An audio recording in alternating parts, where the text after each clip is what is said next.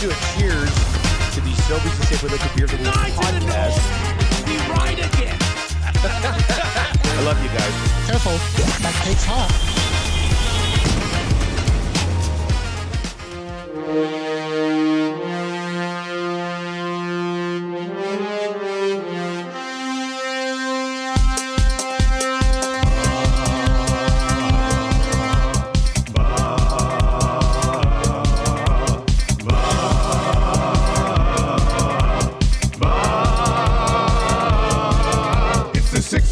Check-in, come on, let's go.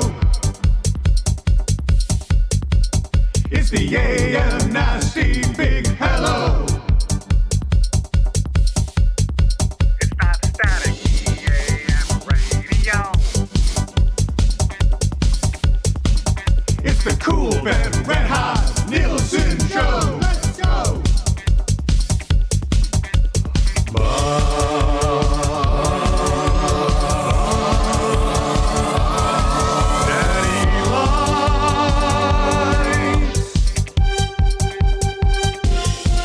Everybody tuning in, even my wife.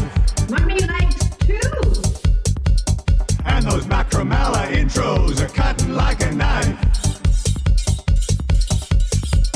Hey, it's Mitch texting in, he's your dealer for life.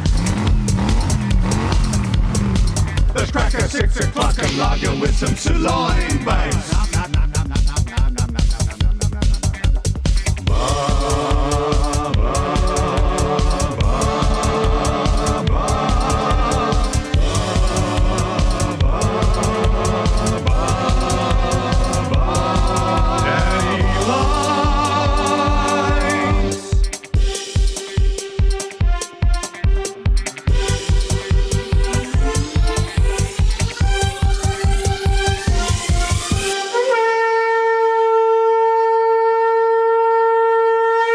Plain sucked. I've seen teams suck before, but they were the suckiest bunch of sucks that ever sucked. Homer, watch your mouth. I gotta go. My damn wiener kids are listening. Sorry, our damn wiener listeners are listening. What's going on, everybody? Happy, what is it today? Wednesday? February 26th. Happy Wednesday. 2025. February 26th only happens once every 4 years. And here we are. Leap year, yeah, you're right. Here we are discussing an Oilers loss. Yeah, all over again. A game so frustrating that YouTube Trev turned off the TV in the third period last night. He's done. Yeah. You know, it was tough. The kids don't have school for the next 3 days.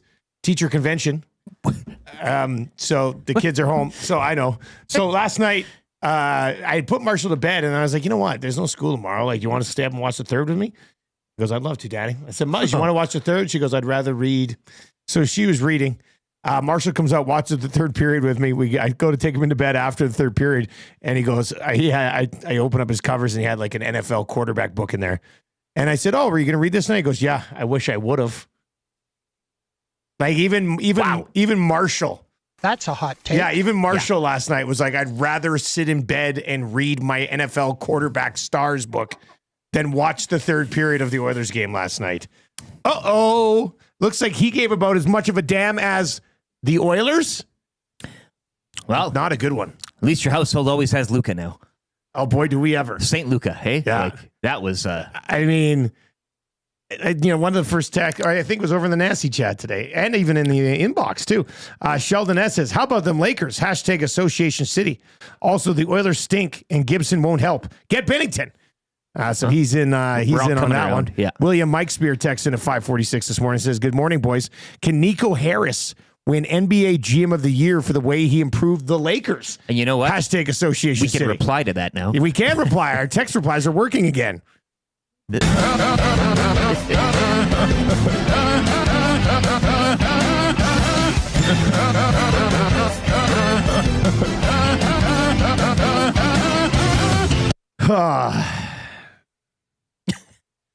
I mean, I could do the whole show on the Lakers-Mavs game. Sure. We'll get to it during the morning announcements. The stare down. Oh, there's so many good things. And Kyrie's just a little stud. Like, he's been a little bit of a weird dude, but my God, that guy's got a sick handle, as they say. And LeBron quietly leading the way. I mean, you mentioned fourth quarter points too, but 27 led the way in 12 boards as well. I mean, Luka was great, 19-point triple-double. in the fourth quarter, LeBron had 16 points and put the Mavs away. Like, it was a 1-point game, and then LeBron was just like, and I looked last night, either they were on the court together or one of them was on the court the entire time. Like, the Lakers have Luka or LeBron on the court the entire game, which rather significant. Anyway, I know most of you want to bitch about the Oilers, so we'll definitely get into that. Trev, how hard of a decision was it for you to turn the TV off? You were so frustrated with what you were seeing. How hard was it? Just like, I don't care. Like, I'm done. Like, this is not what I want to watch tonight. It was the easiest thing in my life. It wasn't hard at all. It wasn't hard at all. I've had enough. Oh, and you know what? This would have happened several times last year if I didn't have to talk about the games. Yeah. Doing pre and post. And post. So like, and that's the only thing that was different from me last year. Watching games is when they sucked, I'd be like, okay, I'm done. I'm not watching this. I can't watch it. I turn it off. And every year of my life, I've had to watch this team, and they're good, and then they're not good, and they're obviously good. I can't stand this roller coaster that I've been watching for my entire life. It sucks. So they're gonna be fine. I'm not, like, I know people. I saw polls yesterday. Like, people are tweeting, "Are you worried?" I'm not worried. I'm annoyed. I'm so freaking annoyed. Frickin'. Careful. Yes. Careful. Yes, No sorry. G's or F-bombs over here. Maddie, yesterday you should get a fine, but Yeah, Maddie's all over it. But it's just, yeah, I feel for Hernan. I feel like he was feeling it last night. He's just depleted. You look at his face. It's just, so it sucks, man. It was the easiest thing I've ever had to do in recent memory. Just turn it off. And then I just played video games. Oh, you did? So you just gamed out after. Gamed out. You didn't even watch the Lakers and Mavs. Interesting. I watched some highlights, though. Did you? Okay, you know what? I'll take it. All right, 780-218-9999, 780-218-9999. Gus texting us says, hey, guys, it's Gus. Is Trev okay? I'm worried. Thanks, Gus. I'm okay, Gus. Thank you for worrying, but I'm okay. Mikey says, I stopped watching and put on the Hangout. So he was watching yesterday's Hangout in the third period of the game last night. Maddie's swearing all over it. I made Marshall watch the rest of the third. You know, like, he's like, I'm like, you're not getting out of this. You want to stay up and watch the third? You will watch the third. Well, and you will realize what it looks like when a team is just going through the motions against a better team. As Trev said, they're not a bad team. I mean, we watched a lot of bad teams. Yeah. But you know what they look like? For a long time. They look like the team right now that gets coaches fired here. Yes. And I'm not saying that they're going to get a coach fired. Yes, you are. But this last stretch here, they look like the Oilers who've gotten other coaches fired. Is that, like, I don't think that's a hot take. Like, I think that's just the truth. Maybe it's fair arguments. Like, the way they're playing right now, this feeling I have from watching their play, it's like they've got nothing to play for. It doesn't make any sense. I don't get it. I have never seen a team more depleted after allowing one goal. Yeah. Like, I have never seen it. Like, you've got two of the best players in the world on your team. You've got 350 goal scorers. You've got, more than enough to rally and get back into any game. And it's like, it's game over as soon as they get like this. And it's so true what Chris Noblock said, which I know we're gonna hear what Noblock him. had to say. Yeah. But the one quote that stuck with me is a very fragile team. And that's exactly like their confidence is so low right now. And it shouldn't be. It doesn't make any sense. Why would your confidence be low? I don't get it. That doesn't make any sense. Slow starters. They're slow starters, boys. We saw it at the beginning of the season. We saw it post-Christmas. Now we're seeing it post-Four Nations face-off. They'll be back. You're just annoyed, and that's fine. I am annoyed. I know they'll be back. They toy with you. I know they do. To me, they can look so awesome, and then they can just look like garbage. Yeah. And since coming back from the Four Nations, they have legitimately looked awful. And these aren't. They're not playing the Sisters of the Poor. Let's just say that as well. I mean, I know sometimes this team does get up in big moments in big games. They're clearly not doing that right now. But this year, against good teams, they haven't. They haven't. So, and you can't even hang last night's on Skinner. Like, Evan Bouchard, he made some good saves. Coughs a puck up on the very first shift that leads to a great scoring chance. Skinner made a few really good saves in the first period. The second goal sucked. I mean, you have to say what it was. I mean, the second goal sucked. Skinner's got to get across quicker on the wraparound, and Bouchard's got to take the far post. Bouchard saw Hagel coming around the net and was like, I'm just going to lean over here, and you can just wrap it in right here. Like, and now the frustrating thing about Bouchard is, what do you say? He's got 8 points in his last 8 games? With that power play assist as well. Now, but alone at the top with 17. Some awful turnovers last night. His give a damn level looks like it's at -10 right now. Extremely frustrating. Extremely frustrating. Bones is in and says the December slump is arriving late this year. Mm-hmm. Oh no. That's a tough one. Pathetic! You are pathetic! That's what it looks like. That's what it looks like right now. But yeah, it's I don't know. I don't think this team should be in a spot. And I've already seen some texts and stuff where like, make a trade. This team should not be in a spot where you're like, they need to have a trade to get out of it. No, you need to suck it up and get out of it. Loomis said you have to figure it out from within first to see what you really need to do. And you absolutely have to. Like this group has to figure it out on their own, because this just in, I don't think there's a trade coming that saves the day. There might be some trades coming, but I don't see a trade coming that saves the day for this group right now. Like, they just have to get out of it. They're a really good team, but they're playing like garbage right now. And I don't technically know what the solution is. 780-218-9999. The Nielsen Show is brought to you by South Fort Chevrolet. Drive a little, save a lot. If you were watching over on YouTube today, let's not be the local Edmonton Oilers lately, right?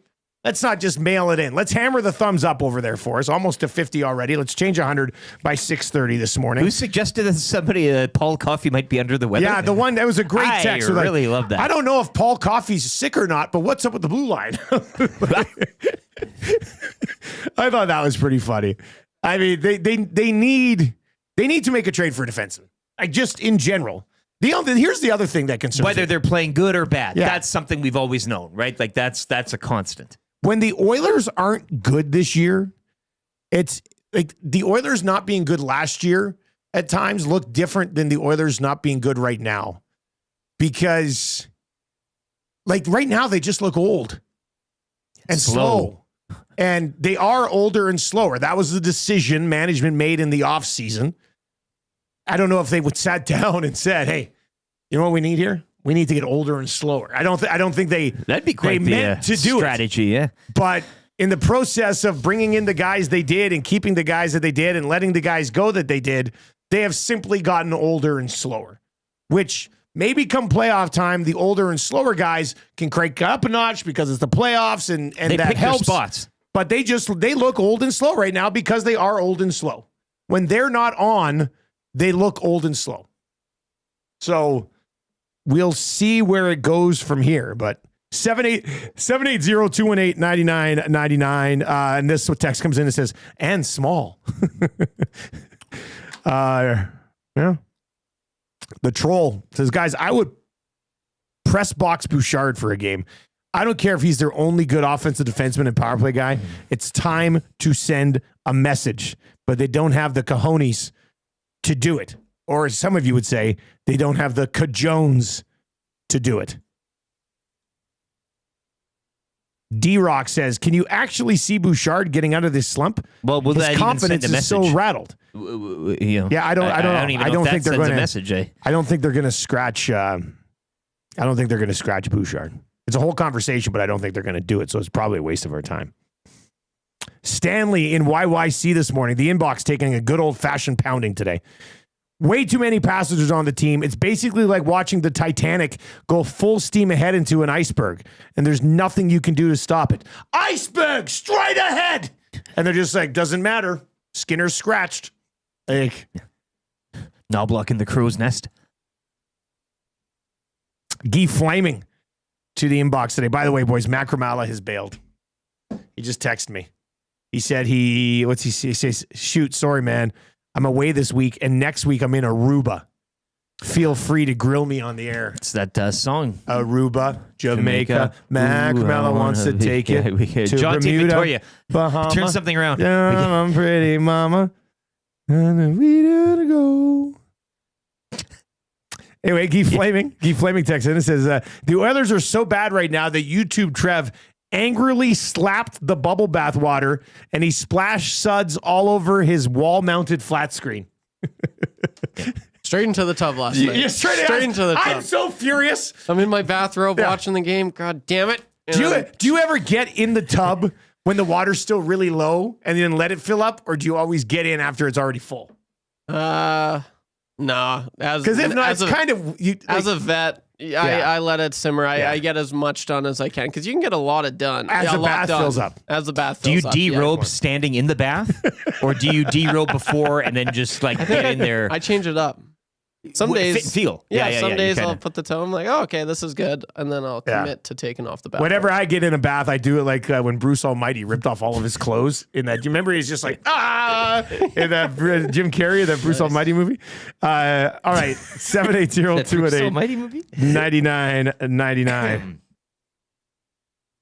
Dusty, don't make a trade. Work yourself out of it. That loser talk will get you run out of town by Stoff. He did it to Holland the last couple of seasons. Jeez Louise. Macramalla intros are still rolling in here regardless.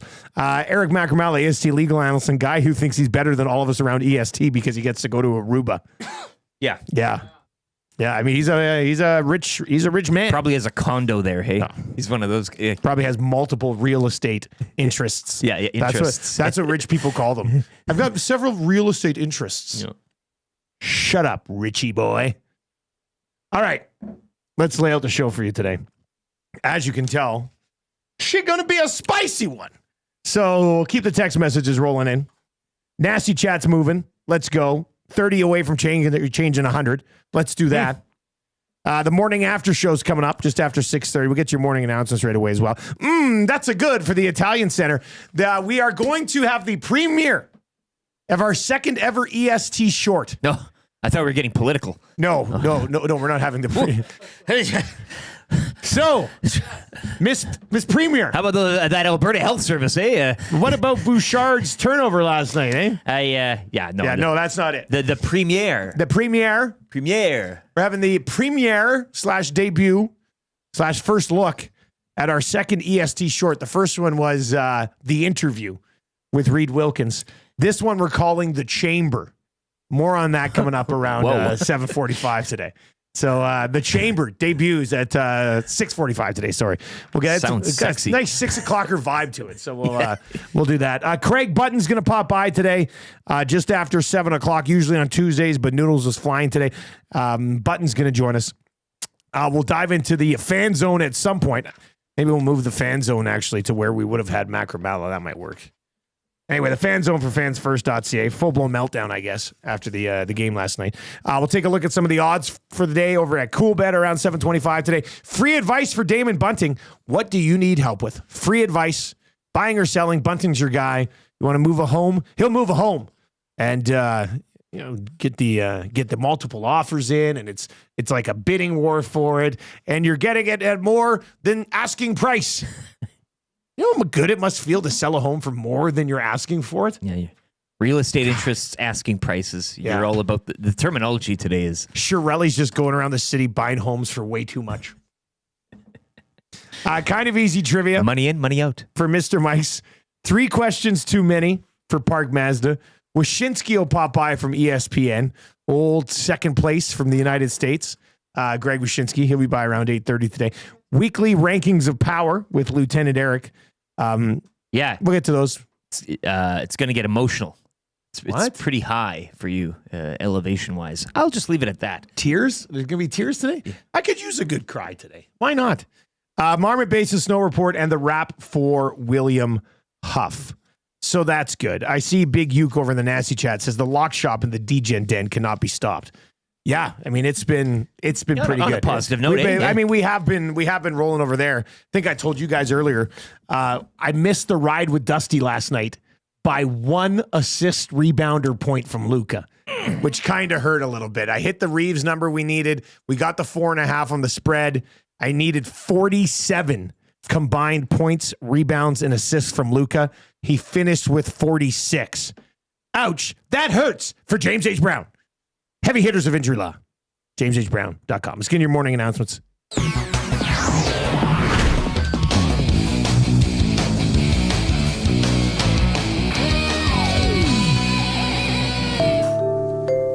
OV did it again. Yep. Caps didn't win. Flames beat them in Washington. Snapped like a 16 home game point streak for Doing the Caps. that ain't for everyone, hey? It's tough to see. Yeah, that, you know what? Not a great too look. Soon? Yeah. No. When the Oilers go in and get pumped and the Flames roll in and like shut them down, essentially. Yeah. It's a tough one. That's an unnecessary pill to swallow today for Oilers fans. It's a big one, yeah. But Alexander Ovechkin scores again. He is now 12 goals away from the all-time record. TGL Golf last night, keeping some tabs on this because we needed the Bay to complete our 3-game TGL parlay. They were interviewing Iguodala during the... I saw that. I mean, if Iguodala shows up 3 more times, they'll probably retire as number 2. And then the Lakers and Mavs last night. I have to tell you, I'm really excited about this Lakers team, man. I said it right when the trade was made.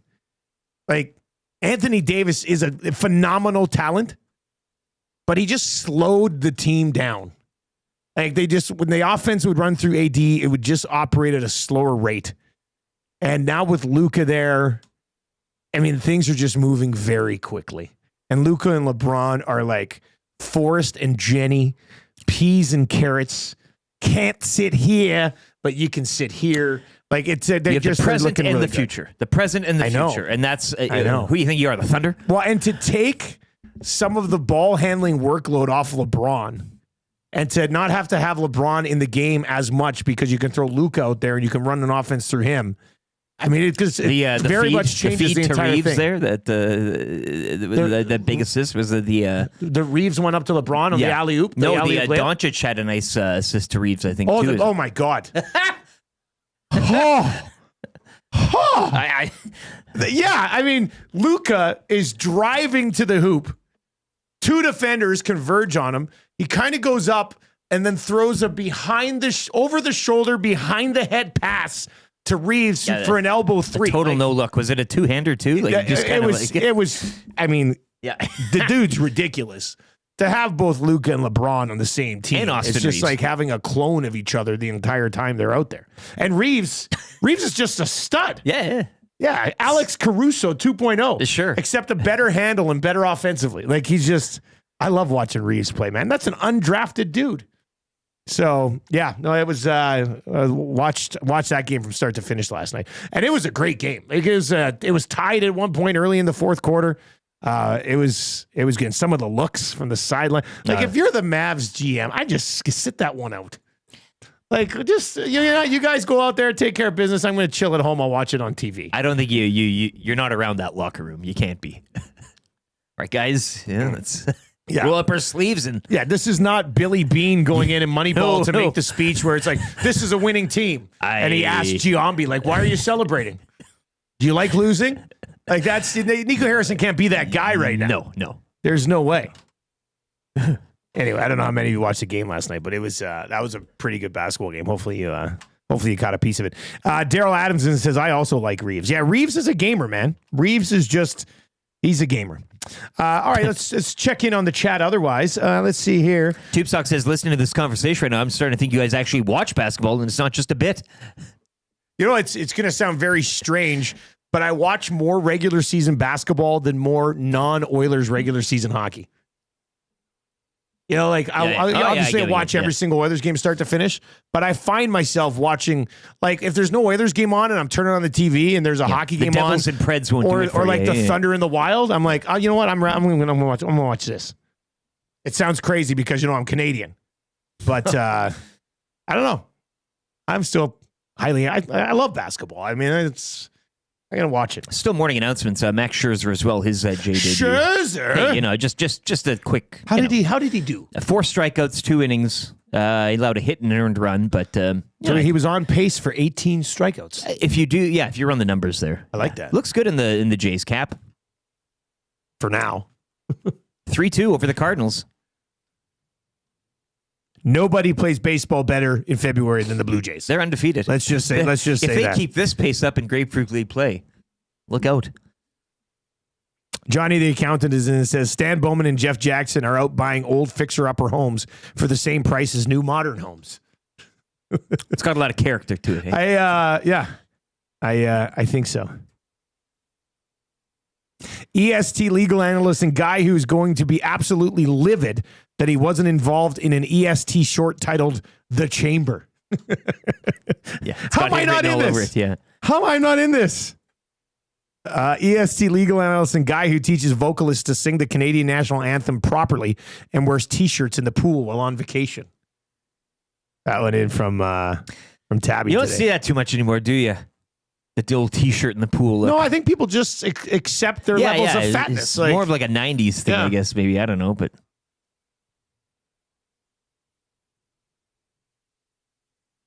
All right, we'll try to sort through all these text messages flying in today. I hate to do it to you, but we are going to get to the morning after show coming up here just after after 6:30. We've had worse. We've we've definitely worse. Yeah, I mean, you're not wrong, Eric. Like, we've had worse. Mind you, they've not lost 4 in a row under Noblock. So, well, as you said, the coaching change. This isn't. I mean, is it not concerning though that this looks like the team that gets coaches fired? Give it to Koff. And they're not going to get coaches fired. Give it to Koff. Yeah, well, but. Oh my God. But no, here's the scary thing is that I'm sitting here saying they're not going to get coaches fired.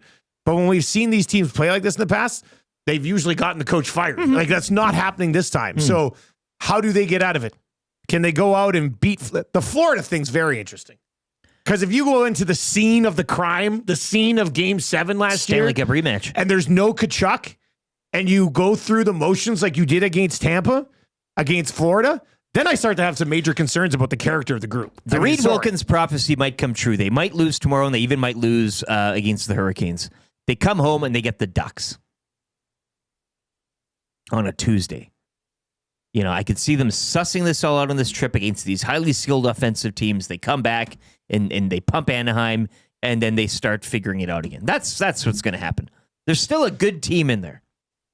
It's in there somewhere. They're just playing hide and seek. Like in Hook, when they look into Robin Williams' face and they move his cheeks around, he's like, Peter, it is you. Yes. Like the Oilers the Oilers are still in that fat, do we not remember the run that they had somewhere? The best team from, what was it, mid-October, November on, or whatever it was? Yeah, I mean, usually Stoff tweets how good they are from a certain date to make them look better than they are. Only those dates, I don't know what that date is now. They had quite a run. Yeah.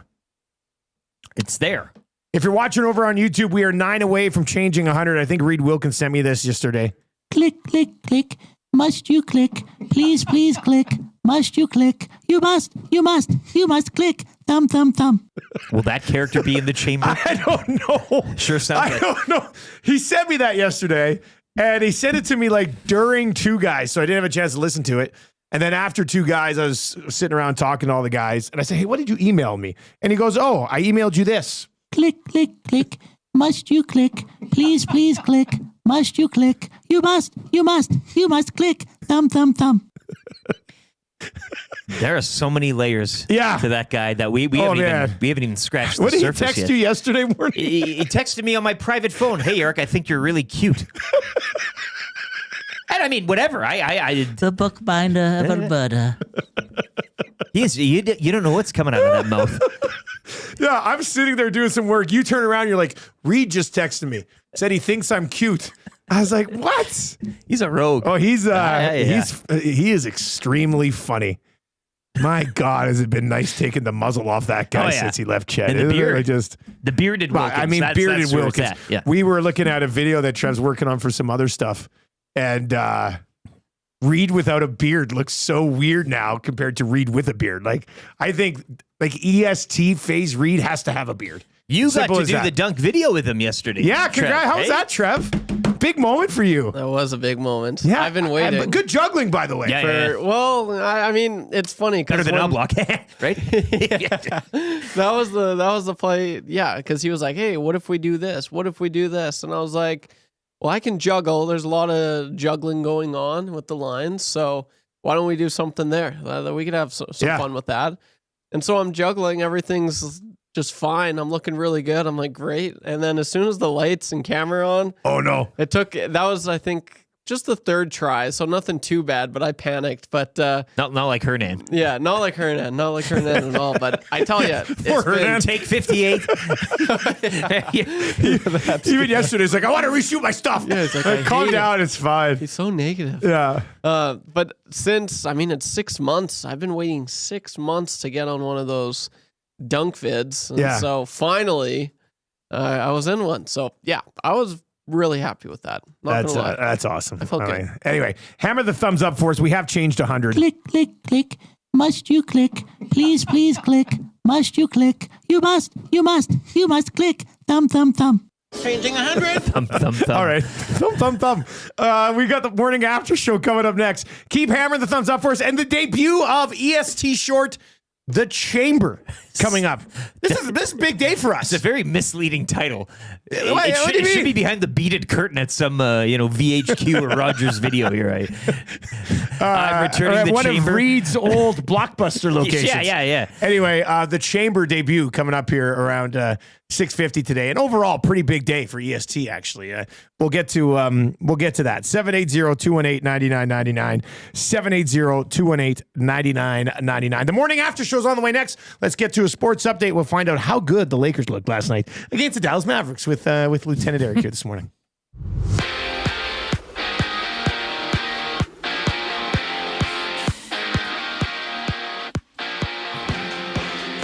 Well, Oilers suffering their fourth straight defeat, 4-1 to the Lightning down in Tampa. Leon Draisaitl, the lone goal, is league-leading 43rd.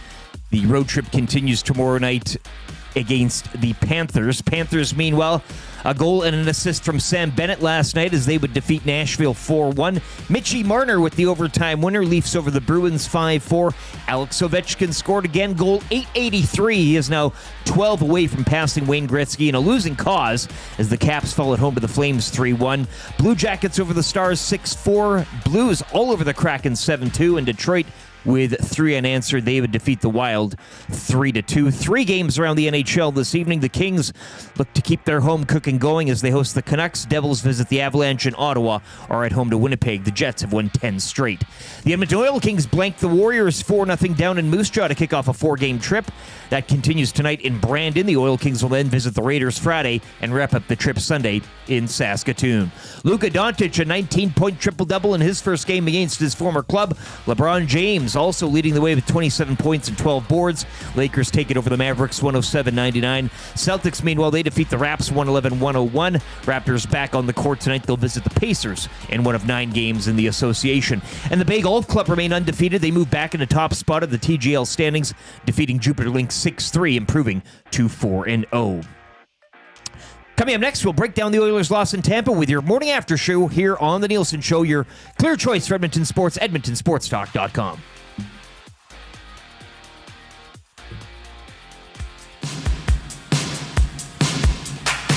Very impressive. Taken a few years to put all this together.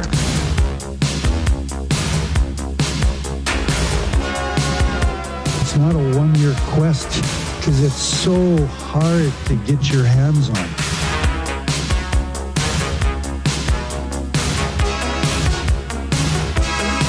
At this stage of my life, I don't invest in green bananas. It's a lifetime quest.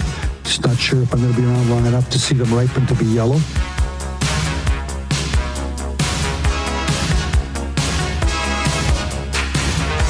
You can't party enough when you win that thing. It's a party machine. Party machine. Girl, I can't understand it. Why you wanna hurt me? That's why it's the Stanley Cup. After all of the things I've done for you. It's hard. It's hard. I buy you champagne and roses, put diamonds on your finger. Still you hang out all night. What am I to do? My girl wants to party all the time, party all the time, party all the time. 6:35 on the Nielson Show. I didn't want everybody to be down in the dumps, right? Might as well play a little party all the time. Yeah, those bananas. I don't know if they're ripening or not right now. I don't know. Again, they're in the freezer ready to be made into bread with the old and slow. Oh, no, that's where No, that's those the last thing you want to see. But they're mush. Yeah, 780 780-218-9999. 9999. All right, lots of good text messages. We'll try to continue to get into those. Looney Lentex, and it says, okay, everybody's talking about the goaltending and defense, but what about only scoring one goal last night? I believe they even scored more than two in this losing streak. After that, if you're scoring, you don't have to be defending. I think this is more of an issue. It's not just we need more forwards. We got to get more from the other forwards that we have.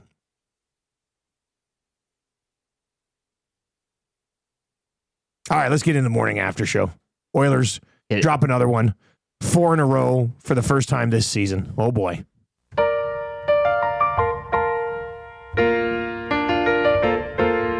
Being a fan of the Oilers today takes everything you got. Taking a break from all your worries sure would help a lot. Wouldn't you like to have your say? It's a morning after show where we will talk about the game and let you know who you should blame. You want a show where you will know if the problems are still the same. You want a show every morning after the game. You want a show so people know if the problems are still the same. You want a show every morning after the game.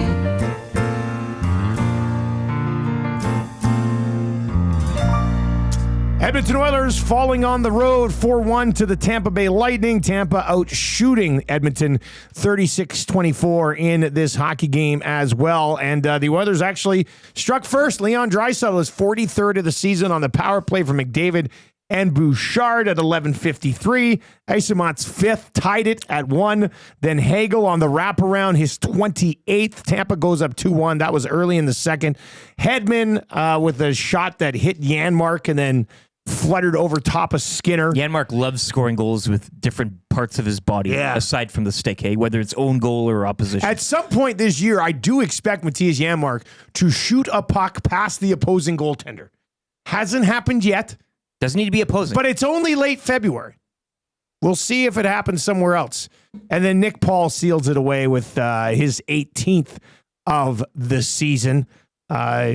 He's 2 away from giving the Tampa Bay Lightning 6 20-goal scorers on the season. The EST big moment that happened in this one. What are you going with, buddy? I know you're all going to go to that wraparound. Yeah. But I'm not. Good for you. Because I think this question is a little opinion. I'm going with the first Lightning goal. And I'm going there because I think we talked about the one set of footprints. Leon Draisaitl has been the lone bright spot. He continues to do what he's doing, and it's great to see. And in the power play and all that stuff, Draisaitl, his league leading 43rd, of course, the hard cam, all that stuff. So you're coming into this game reeling right now. He's been your lone bright spot. He gets you on the board midway through the first, in which, again, I think Skinner made some saves last night, and the scoreline could have been a lot worse than it was. It could have been. You're right. He did play out better than Vasilevsky, given the amount of chances that were laid on him. So anyways, Draisaitl gets that first. You're like, okay, well, how do you get out of these spots? You work your way out of them. Midway through the first. If you could have held on to that lead, at least to the intermission, it gives you something to build off of. You get a little bit of momentum growing. For the Lightning to respond as quick as they did, I thought, personally, watching it, that just nullified at that moment any sort of good vibe or good mojo or any type of momentum that the Oilers would conjure up for that evening. Given the way that they've been playing as of late, they're very fragile right now. We've heard that word tossed around liberally. Yeah, get Noblock ready, Trev. We'll go to that for sure. So I just think that goal, and I know, yes, I know you could point to the winner, the second one. That was a bad goal, or maybe the fourth where it really puts it out of sight. But I think the state of this team right now, that response, and Isamont, that player too, he's, with Yanni Gord comparisons last night of the broadcast, he's great. He's a super pass. Fourth line engine. Just motoring all night long. Maybe the Oilers watched some game tape on him. But that response, as quick as it came, just was you get up a bit and then ping right back down, and they never look the same. You're making a great case for it to be the big moment. Because I know 1-1, you can argue well with this team, but not right now. I actually think the Ryan Nugent-Hopkins penalty to put them down 5-on-3. Yeah. I mean, with the way the Oilers' penalty kill has been lately, did anybody actually expect them to get through that 5-on-3 penalty kill with Hedman and Kucherov and Point and those guys on the ice and Gensel? Like, there was no way they were going to survive that with the way the penalty kill is playing right now. So when Nuge put them down 5-on-3 after falling behind 2-1 on that early goal in the second, I had a really bad feeling at that moment. And then sure enough, Hedman buries one his 9th of the year. And I mean, when the Oilers are playing well, they're not out of it at 3-1, but when they've been playing the way they've been playing the last day, they were out of it. Yeah. They were out of it at that point. All right, super stat of the night, buddy. What are you going with here? I mean, if we're looking for Oilers positives, the Leon goal is the one. And you're looking at individual stats. Straight now. Hashtag L50N, hashtag L60N, whatever it is. Yeah, sure. I mean, the one set of footprints thing, he's 6 straight, so why not the Leon goal in a pretty lackadaisical super stat night for the Oilers? I guess you could always look at the Lightning, but I kind of like to keep this orange and blue. I guess the one thing that sort of jumps off the page for me a bit, I don't necessarily know if I would describe it as a super stat, but Brett Kulak led their team and led their blue line in ice time last night. Played over 23 minutes. Nurse played 20. Ekholm played 22. Bouchard played 20. And then Emerson played 17 and Stetcher played 16. But Brett Kulak leading the back end in ice time. Not sure that's how you usually want to draw it up. Yeah. The unsuper would be 5 giveaways as well for Evan Bouchard. That's the number that's ticked. Yeah, but if you do that on a per 60 basis and how much he has the puck, it's actually not that bad. You want to go there? He did get the power play assist, which he now leads. 17th power play assist, team leading. 8 points in the last 8 games. It's a goal and 7 helpers. They also gave him credit for 5 hits last night, which I refuse to believe. We all know the hit metric. I refuse to believe that one. The 3 stars of the hockey game last night. And it's funny because Marshall was rattled. He was on TV. They had Draisaitl slotted in as the third, and he's like, "Look at his stats. He should be better." I said, "No, after a loss, buddy. Like, let's just go to bed. Go to bed. Son. Go to bed." 3 stars last night in-house: Hedman, Kucherov, and Esamon. Who would be your 4th star of the game last night? I'd give it to Esamon again. Yeah, I mean, I would throw Hagel in there. Sure, it's not why my not? thing, but I mean, Chernak, and Chernak was physically. I mean, I got to the point where obviously he pissed Draisaitl off. He took another penalty. 6 hits. I think he was close near the top in ice time for that defensive crew, but crushed McDavid in behind the goal and was giving Draisaitl the business. Whomever. I mean, Hyman was involved with him as well. And Gergen Sons, because we could listen to his name being called during the broadcast. He did have an assist last night, but not really the season that he's used to having. 38th star of the game last night. I mean, I almost don't want to single somebody out because they were all solely not based good. off last night. Don't let the other games kind of get in because I think you could kind of maybe go on a theme here. I mean, is it piling on if I say Bouchard? That's what I'm saying. I mean, he had 5 giveaways last night.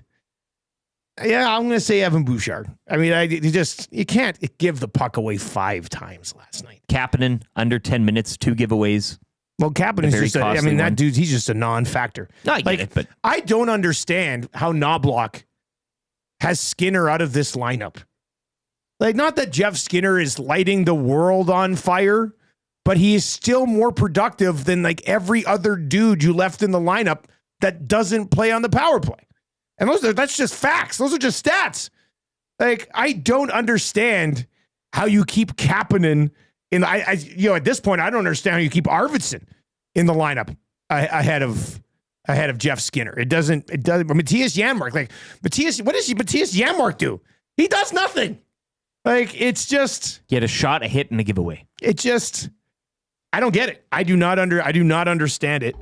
And we'll see what happens next. You know what's going to happen against Florida? And I really hope they don't do this. But they're going to load up the top line. It's the same thing all the time. Like, I don't know. Anyway. Jay says, Nielson and Edmonton media defending Oilers goaltending. Can you believe it? I mean, I said right at the top of the show, the second goal Skinner allowed last night was awful. Bouchard had a great look at it. He was in the I'm going to do nothing territory. And Skinner, I mean, I don't know how you're not moving across your net quicker there. You know it's going to be a wraparound. Skinner's lateral movement is in question now? I mean, but one more. Newsflash. I'm sorry. The rest of the game last night was not on Skinner. And if the team can't bounce back after a 2-1 goal like that, then they're never going to win the Stanley Cup anyway. You have to push through that. Last night was not on Skinner. The second goal sucked, but he made a bunch of good saves in the first period. Yes. I mean, no, I don't know. But that's disagree. This text unsigned. Bouchard had more giveaways than Boston Pizza Westgate on an Oilers game night. Oh, who was that? Unsigned. Oh, Please my God. add a name to this. You funny unsigned son of a gun. All right, here's Noblock. Here's what Noblock had to say after the game last night here as we work through your morning after show. Here tonight, what ultimately kind of started shifting the momentum in favor of Tampa? Turnover in the neutral zone. Obviously, they capitalized on that right away, and then we're a fragile group right now, and we just a little reluctant to play our game, and confidence is a little hard right now. How do you get out of that fragility as a group? Yeah, it's just got to put those things behind you, and I think we haven't gone through this tough stretch right now for a while, and if there's going to be a time, this is an excellent opportunity, and we're not playing our best. We're playing some really good teams, so we can't be not at our best to win and not expect to win those games. It seems amazing that a team that's been through what your team's been through can be fragile, right? That goal goes in, the second goal, and your team you can tell it changed your team. How does it, does it speak to confidence? What does that speak to, that even this team could be fragile? Yeah, I think everyone's a little discouraged, a little hard. Obviously, they put a lot of pressure on themselves to win, and they view themselves as one of the best in the league, and we got to put those adversity moments behind us and grow on those and be able to respond and push back. What did you think of that second goal? It seemed like a turning point in the hockey game. Goalie doesn't get across perhaps fast enough. Your defenseman doesn't play it hard enough. What do you see as a coach? Loose puck, just east-west. I'm not saying it's a terrible goal. It's one you want him to make more times than not.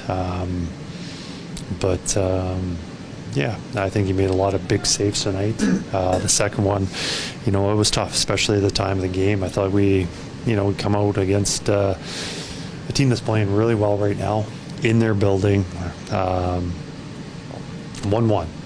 And then that happens the first shift. It's deflating. That's Chris Noblock. I just don't know how a team that went to the Stanley Cup final last year and has two of the best players in the world can be fragile. What's that mean? I don't understand it.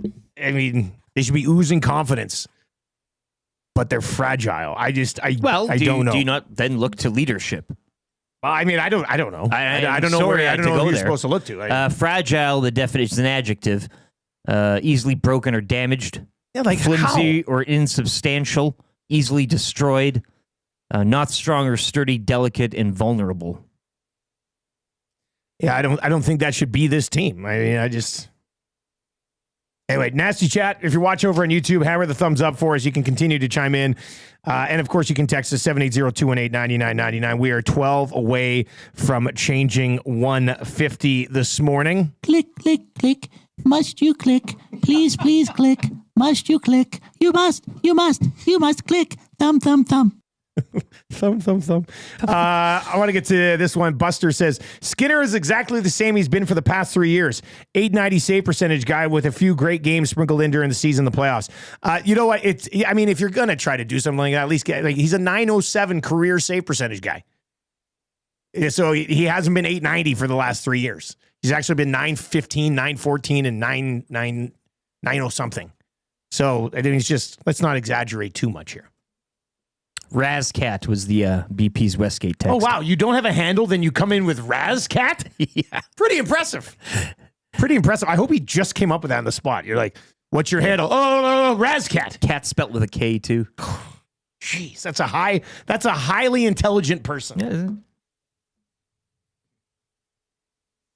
All right, you can continue to have this discussion with us. We're going to get into it with Craig Button a little bit as well, but let's change the vibe here a little bit on the show this morning. So our first EST short that we did was the interview where I sat down with Reed Wilkins and obviously got down on my hands and knees like pious at Save On Foods and begged him to come over and join us.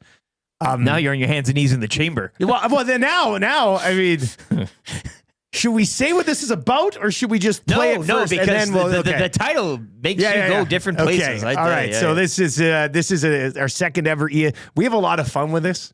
It's fun to write it. Trev, I think you had fun editing it. Did you not? Trev's up for an Esty. A lot of fun editing and recording. Definitely looking forward to doing more of these. A lot more. Yeah, we have a funny one that we want to do about Zach. We're not sure it's appropriate though. Hey, we can do whatever we want. I guess we can do whatever we want. Yeah, absolutely. All right, so this is our second EST short. It is titled The Chamber. Let's all the listeners, I'd say maybe switch to YouTube to watch this. Yeah. And if not, we'll be uploading but there's it later a ton of as well. audio in it too. Yes, and we'll update it later. But let's give you The Chamber here.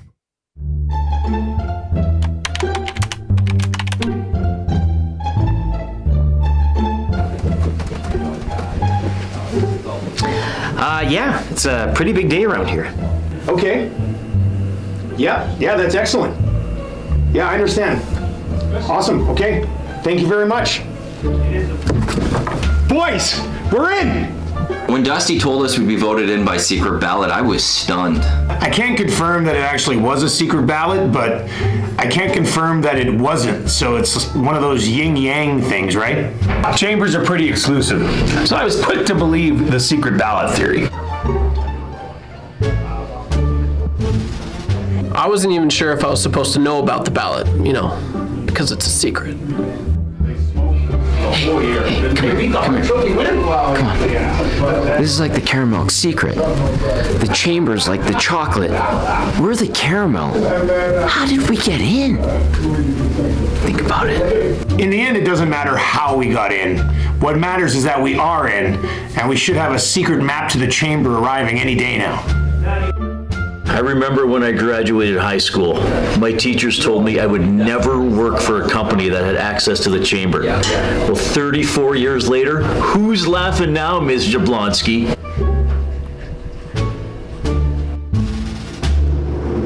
Hey, did you hear the story about Reed's teacher? I guess they're not laughing at him anymore. Yeah, when I heard the thing about Reed's teachers doubting him, I just assumed that they had no idea what the Chamber of Commerce actually is. I've only been here for 6 months, but from the moment I started, I knew the practice chamber we've been working on would pay off. We weren't sure if it was a smart use of time or space, but then we thought, do we want to be members of the Chamber of Commerce, or do we want to settle for something other, less impressive, Chamber of something? We wanted to be prepared for the real chamber one day, so we've been test running one of our own.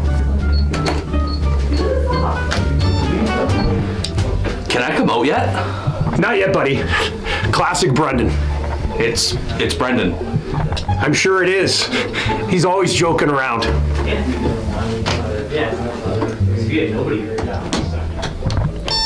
I did 2 months running commerce in the chamber, and it's made me a better man. Brendan doesn't know how lucky he is. I hope he's the first one to see the map. I'm excited to finally get a glimpse to this map to the chamber. I've been doing the show with Reed for a half a year now, and every day when we wrap things up, he always asks me if I want to stick around and draw little maps to the chamber. I've been drawing these for about 3 years, and to think I'm finally going to get to lay my eyes on the real thing, it makes my day. Come on, Gager. Sometimes Reed comes over to my place just to show me the maps that he's working on. One of his maps actually led me right to the Italian center shop. I heard a rumor that if you stare at one of Reed's maps long enough, you'll see the original Mona Lisa. And I heard the Mona Lisa is one of the founding members of the chamber. Don't tell anyone I said that. I suggested to Reed that he should hang the maps on one of the walls, but he's such a team guy, he didn't want others to get jealous. Some people are great at drawing maps, some people aren't.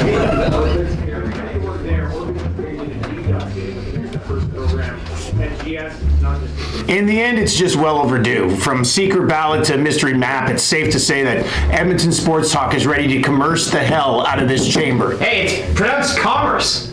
Yeah, that's what I said. Commerce. These guys are idiots.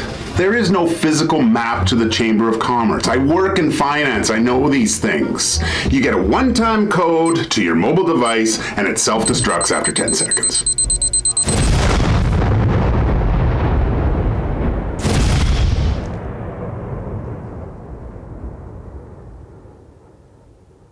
So all of that just to announce that we are now members of the Edmonton Chamber of Commerce. Like with the big wheelers and dealers. I think Jay gets to go to a meeting on Friday, if you can believe it. With his shirt off. Yeah, yeah. Bones says, yep, you should reshoot Hernan's bit. I don't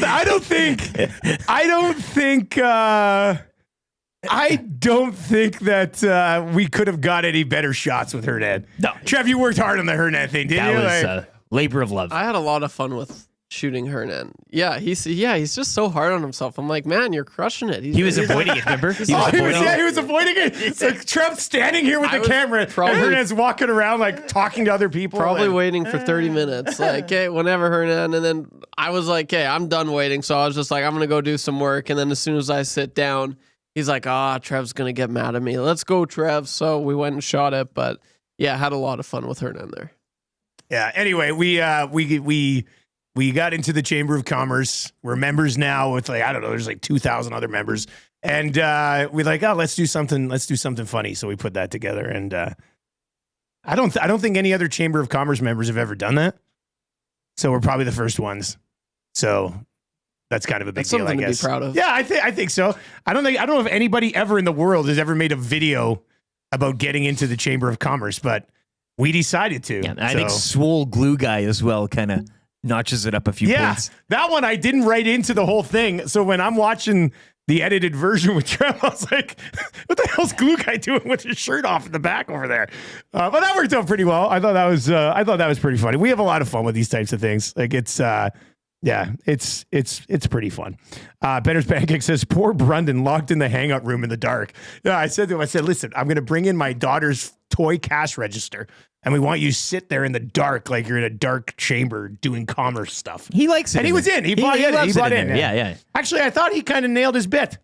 I thought he kind of nailed it. I thought he did pretty well. Shaggy in St. Albert says, this skit is being used to distract us from the disaster that is the Oilers. Oh, yeah. EST, a part of Big Oil. That's what it said. After the game last night, Stoff texted me and said, "Release the chamber video." Get him to the chamber.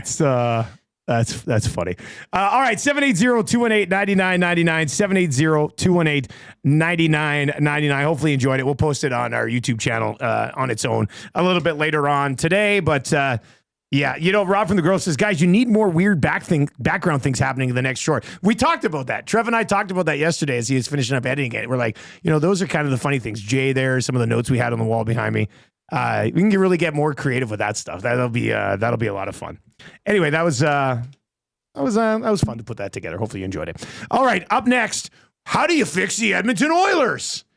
I sounded like that stupid chocolate chip cookie guy. That video, the chamber video, is 5 big booms. No, boom, no, boom, boom, no. boom, boom. God, those guys drive me nuts. But Mama Justice, eh? I never seen her. The only ones that pop up on my TikTok and Instagram feed are that stupid guy. Corey B says, auction a part off in your next skit. This one says, what is the Chamber of Commerce? Is it like some Illuminati type bleep? Secret meetings in the woods, etc.? To be honest with you, I'm not 100% sure what it is yet. I think it is kind of. Yeah, I just know that we're in it. And Jay gets to go have coffee with a bunch of business people on Friday. They're called ceremonies. Is that what it is?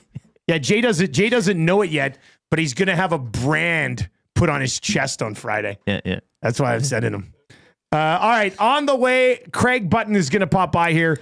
We'll get his thoughts on, you allow this team to get out of this slide by themselves, or do you Chopper in help via trade before the deadline. We'll get into that with Craig Button. Also on the way in hour number 2 today. Free advice for Damon Bunton. Let us know what you need help with. And, of course, the Fan Zone for fansfirst.ca. Let's get to a sports update right now for the fine folks at Nisku Glass with Lieutenant Eric.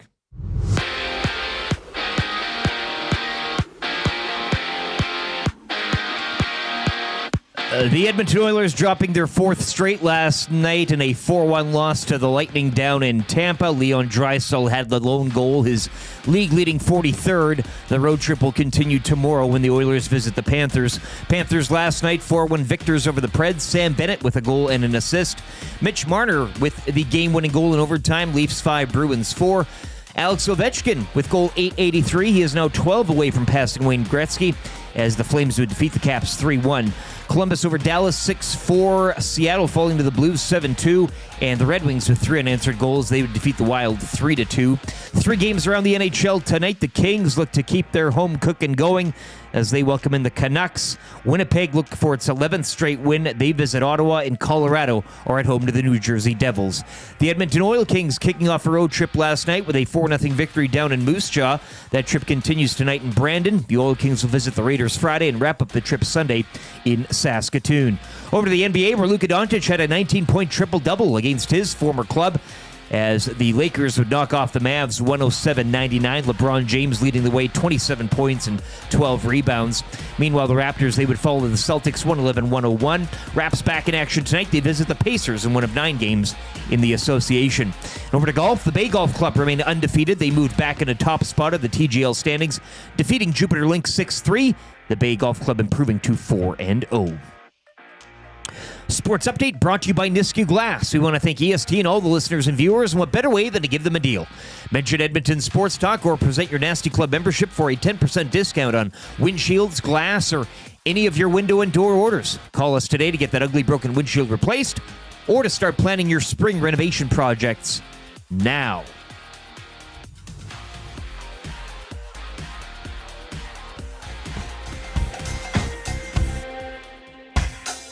What say you? Hey, nasty crew. We got the Nielson show flu. Well, there's nothing we can do about it. What say you? Hey, nasty crew. My wife thinks I got better things to do, but there's nothing I can do about it. We're tuning in, we're listening online. We catch up with the podcast when we fall behind. We're texting in the nasty chat, what's on our mind. 780-218-9999. No more interference from corporate interest. Just Tutti and Eric and all at the back end. Like Wyshynski and Noodles, Captain can gauge it. Maybe it's Bubba to Coolbet to make a little wager. We can't wait for the Monday mandate. Sharky's always on time. Tommy's always late. Would you like a cup of tea? Forget about the old place. Hey, we were number 1 in the text race. We don't miss all the commercial breaks, but we sure miss Nickelback today. We wanna hear some hot takes and we wanna hear Renee. Why not hold the neck up when I wanna kiss away? Beat left the tire fire and remember that name. We love every goal song, but what about Amanda Games? Macramalla, Rapaport, Dragger, Engineer. It ain't Christmas season, but they sound like reindeer. Button and my cousin and the tales of the North. All about him in person, does he go for? What say you? AM Nasty Crew. We got the Nielson show flu. And there's nothing we can do about it. And there's nothing we can do about it. And there's nothing we can do about it. 7:05 on the Nielson Show. Thank you very much for being here today. The Nielson Show brought to you by Southfort Chevrolet. Drive a little, save a lot. Go see the fine folks at Southfort Chevrolet. And they're right now offering up for the first 10 people to call and book with the code EST. You will get a $160 79-point vehicle inspection for free. Should get your vehicle checked out at least once a year. I know many of you probably don't do it, usually because of the cost. But now, the first 10 people to call, 780-998-7883. That's 780-998-7883. And use the code EST. You will get that full vehicle inspection for free. When regularly it would cost you $159.95 plus the tax, which is big. Damn tax. It's always there. Can't get away from it.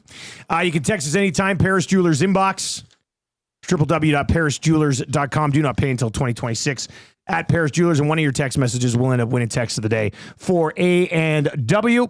Here's the second hour of the show. We got Button. He's going to join us right away. We'll dive into the fan zone. Free advice for Damon Bunting. What do you need help with? Free advice.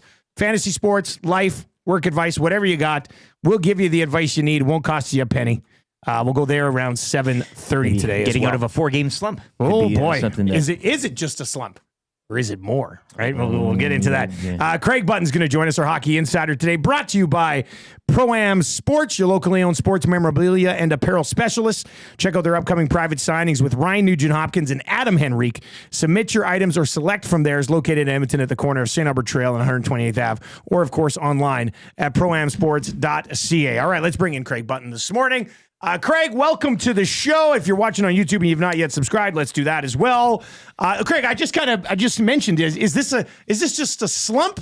Is it just a little slide for the Oilers, or you think there's bigger concerns frying up over here? Okay, so I'm going to try to be calm and reasoned and everything that goes with it.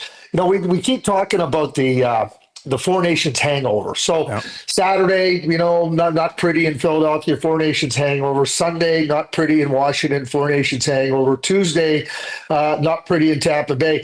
That's a hell of a party when you have a hangover still lingering 5 days after the Four Nations It's like you on draft beer. happened. Yeah, exactly. It's me on draft beer in Boston. That's what it was, Yeah, I don't care. I mean, this team has been too good for too long. I mean, I'm going all the way back to last year when Chris Noblock took over in the Game 7. This year, when you look at everything in their game, you look at the metrics, I mean, they're right top of the league. Obviously, and I'm going to just focus in on the last 3 games. The last 3 games have been poor. I think the beautiful thing, and it's maybe not the right word, but Chris Noblock, we know that he's done great work. I think he's one of the best coaches on the planet.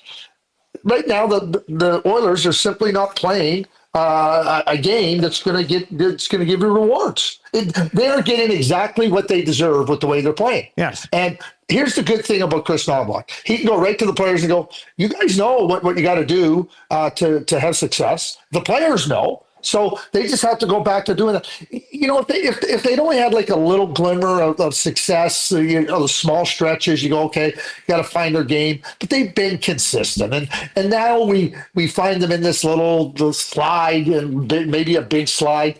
But I just think there's way more evidence of a team that is way capable than to be saying they got a bigger problem. Listen, I don't care who the goaltender is. You're not winning when you play like that in front of them. They weren't up to speed last night versus Tampa Bay. And the bottom line is they know. And I think that's the nice thing as a coach. You just go, hey, we're not doing these things. Let's get back to doing them and we'll win.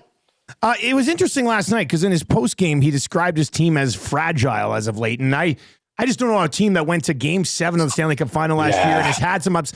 Like I don't know how this team can be fragile. That surprises me that he used that term.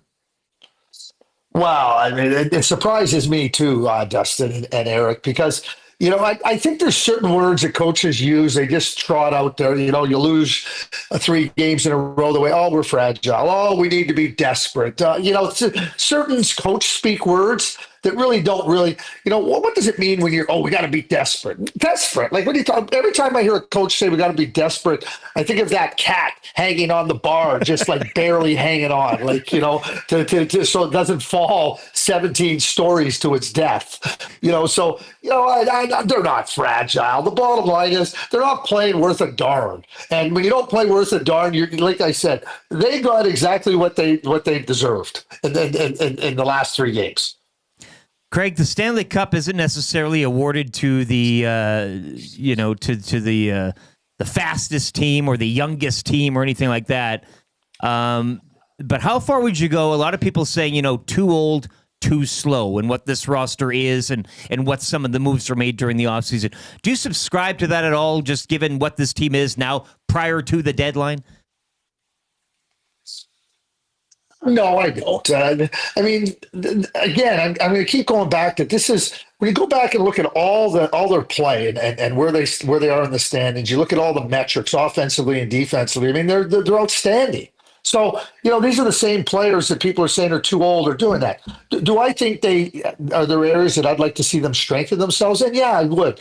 Did I like the signings of Arvidsson and Skinner? No, I didn't. Did I like the fact that they lost Broberg and Holloway? No, I didn't. But this is still a really, really good team. And it's a team more than capable of contending. Now, there's a lot of teams that when I say a lot of teams, I don't know, 6, 7 teams that are in the same boat as the Oilers. Who's going to try to give themselves a little bit more strength with moves leading up to the deadline? I think the Oilers are no different than a lot of teams trying to find their way. I mean, I know the LA Kings are right there, but the LA Kings don't score easily. So you'd have to look at the LA Kings and go, oh, geez, they could benefit from scoring. I mean, every team right now is going to need some help in terms of roster improvement if they want to give themselves a better chance at the Cup. What do you think the priority should be for Bowman and Jackson before the deadline? I think trying to find a winger on that second line to play with Draisaitl. I talk about Alex Tuch. I talk about Rickard Rakell. Rakell has 3 years left on his contract after this, and Alex Tuch. I mean, Alex Tuch has 20 goals. I want to see some weight and some skill on that second line. Arvidsson isn't the guy. Skinner isn't the guy. You're not winning with small players on your second line. And as great as Draisaitl is, you're not doing it. I mean, Skinner's not even a second line guy. But you bring back Kane, and if he's healthy, you get somebody with some weight and some skill on that second line. I'm not worried. I mean, I know Klingberg was a scratch. You're always looking to try to strengthen your blue line. And certainly, I think that Emberson has been good, and you want to bolster every up. But I think that second line winger, and if they could just get a little bit more speed and some tenacity in their bottom end of their lineup, I think that would be good too. You look back to last year, Ryan Lomberg, Nick Cousins, Stenlund, Kyle Okposo. Those were their bottom 4 forwards in Florida. They were really good. They were really good. Those types of players, I think, you look at Trevor Lewis when he was winning cups and with the LA Kings. Those types of players, I think, really help you and really can give you you keep rolling. You just keep coming at an opponent and you just keep bearing down on them. You can't bear down on opponents if you don't have that kind of those types of players in that area of your team. But that's where I'd be looking. Up next for the Oilers, I find it with the way they've struggled lately. They go to Florida, where they lost Game 7 last year. No Matthew Tkachuk. Like, if you can't get up for that one, I'd start to worry. Like right now, you said it, Craig. Like they've been a really good team this year. Like they will get out of this at some point. But if they just go through the motions against this game against Florida, I mean, would I be reading into it too much? Like there should be some jump in their game for that one, shouldn't there? I think so too, and you're right, Dustin. When you talk about going through the motions, it was like shitty hockey on Saturday, Sunday. It was just like, oh well, whatever. Oh boy, okay, they get to and they didn't really dig in. They didn't compete. Last in the game versus Tampa Bay, they were a step behind everywhere. They weren't up to speed. They weren't there. And it looked like, in the third period, it was just like, okay, we don't want to give up 8. We don't want to give up 7. So we'll just make sure we don't give up too many, but we're not winning. That's what it looked like to me. And Thursday night, it's a good opportunity to say, hey, we're going.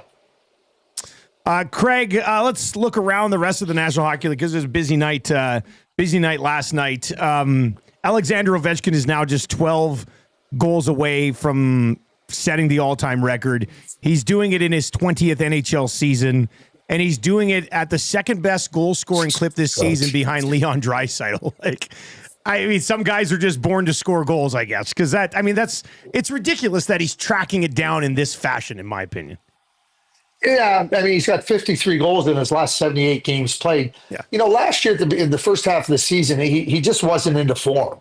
But then he scored 23 goals in his last 36 games. We know he's got 30 this year in 42 games. He's unbelievable. And I look at Crosby and Ovechkin, who came in the league in 2005. They're in their 20th season, and they're doing things that are just completely unbelievable in my view. Like it's like here they are, like at this age, still performing at elite level. And I thought at the beginning of the year, based on what he did in the last half of last year, last 36 games, that he would break the record this year. He started out on like great, then he got hurt, and then he came right back, and he hasn't missed a beat. I mean, I think it's just what game do you think he'll break in it? I mean, when's it going to happen? What days are going to happen? I mean, he's 12 away from having the record, 11 from tying it. I don't think there's any question he's doing it this year. We were having some fun last night on TSN trying to pick a game and looking at the ticket prices for that game. Yeah. And trying to say, and then I got thinking, I'm going, maybe I should just buy some tickets for like a stretch of 4 games and just sit on them and then sell them. triple your money. Triple your money. Yeah, it's all exactly. About working the market, right? Yes. Yeah, you got it. So maybe I should walk the walk and not talk about it. Last one for you. After setting up McDavid for the Four Nations winner, has Mitch Marner become the most clutch player in the league now? Barry's a OT winner last night for Toronto and everything. No, he hasn't become the most clutch player in the league now. But I think it's really good for Mitch. I think, I say this often about players and best on best. Mitch Marner's been a first-team All-Star in the league. He's been a top player. But then you go and play best on best. You play with the best. You play versus the best. It tests you at a different level. And Mitch, he scored the winning goal against Sweden. He was trying to find his way, and then he certainly was terrific in setting up McDavid. Then he goes back. You come back with renewed confidence. It's this idea that you're good, but then when you get the best on best and you play so well and you're good, I just think it builds your confidence. And I see that with Mitch. I think it'll benefit him when the playoffs begin, and I think it'll benefit the Toronto Maple Leafs. But I think if anything. He scores, sets up McDavid in Boston for the winning goal. He goes right back into Boston on Tuesday night.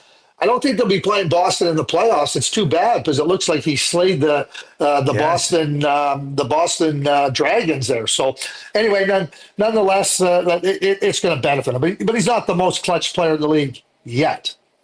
Yet. That's a good one. Yet. Craig, as always, man, we appreciate it. Thanks a lot for moving to Wednesday this week, and we'll chat with you next Tuesday. No problem. I got a quick question. Did you guys happen to watch the Lakers game last night? I watched it from start to finish, Craig.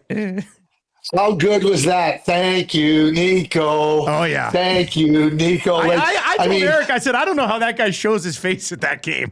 I got to tell you a funny story. It goes you know the story about the shoe deal with Steph Curry, right? What do you mean?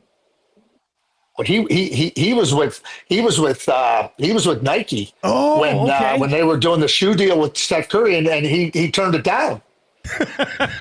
This isn't the first massive mistake he's made. Anyway, go look that up. Shoe deal. He was an executive. Oh yeah, he absolutely botched it. Botched. I think it was Nike. I'm pretty sure it was with Nike. Anyway, he botches this one. 25 years old. I'll finish with this. I got to tell you a funny story. Bob Gainey was our manager in Dallas, and we had a new executive assistant, and he sat down with her the one day. He says, "Listen," he gave her a list of just a handful of GMs. He said, "Listen, if any of these GMs call me, I don't care where I am, you make sure you get a hold of me as quick as I can, because there's an opportunity for us to get a really good player at a low cost." Some guys just know, You're just like, oh, he's calling, perfect. Let's go. Save the franchise. That was great drama last night. That was terrific. Thank you, Dustin. Thank you, Eric. Thank you, Craig. We'll talk to you next week. See you later, man. There you go. That's Craig. But I love Craig bringing up association talk. My God, that's Leonardo DiCaprio bite your fist meme. Asking if you saw the link. Did you see the game last night? Did I see it? My son and I were at our matching LeBron James jerseys. I mean, of course I saw the game last night. Yeah, no, that was. But yeah, that's a great. I mean, you're sitting. You're like. That's a tough one. We've been going into your office. I mean, the secretary, and the whole bit, good morning, it's got to be real tense there. Nico Harrison walking into work. Good morning, Stacy. Screw you, Nico. Just everybody's just all over him. That's a tough one. That's a tough one. All right, 780-218-9999, 780-218-9999. We get to fan zone. No, we'll save fan zone. We'll get to free advice. Macramalla can't join us today. You could still send in intros if you want it. He's going to be, and he's in Aruba next week. A very popular guy, a popular boy. But yeah, you can send in your Macramalla intro still. We can get to a few of those. Free advice coming up for Damon Bunting. Let us know what you need help with. And if you're watching over on YouTube today, we are 10 away from changing 200. So let's, 4 away actually. So let's hammer that as well. Evil Twin says, guys, this is one of many reasons I like EST. You don't have to chase Button away like you would have had to back at 1260. Sorry, we got to get going. We got to get to some spots. The clock. Yeah. We're still operating on somewhat of a clock. Loose. Yeah, very loose. Loose clock. Like want to in say show, as well, too, in show. Surveyor Brett bring this up. Oh, yeah, this was great. The anniversary of going on iHeart. So just in that. Today was our first full day of streaming on iHeartRadio. So just on the theme of that. That's good, because we were already on TuneIn and at EdmontonSportsTalk.com. Yes. And then we got on iHeart a year ago today. Right, so you can listen with one click, static free, every single morning. Bluetooth it, plug it into your vehicle, and you got options. Just like real life. Yeah. EST legal analyst and guy who avoids asparagus as it makes his urine taste funny. Eric Macramalla. That's good. EST legal analyst and guy who's pretty sure this waitress has a crush on him.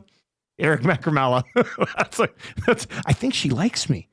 She put a heart on the check. I think she likes his me. Fourth drink. Yeah, and then yada, yada, yada. She wakes up the next morning with Tommy Gazzola. In the chamber. Yeah, in the chamber. If you missed our Chamber of Commerce video, you can just scroll back on YouTube and check it out. We'll post it on YouTube a little bit later on. Pretty good reviews, actually. Pretty good reviews. All right. We'll get to our Coolbet segment in a second. I'm just, as we're chatting with Button, I'm watching the chat, and the chat is just all fired up. Oh, yeah. You know, like the one thing we said to Button, and like, when was it? From mid-November to late January, the Oilers are the best team in the league. And that's usually when people gauge teams on what they really are. But like, that team's in there somewhere. It is.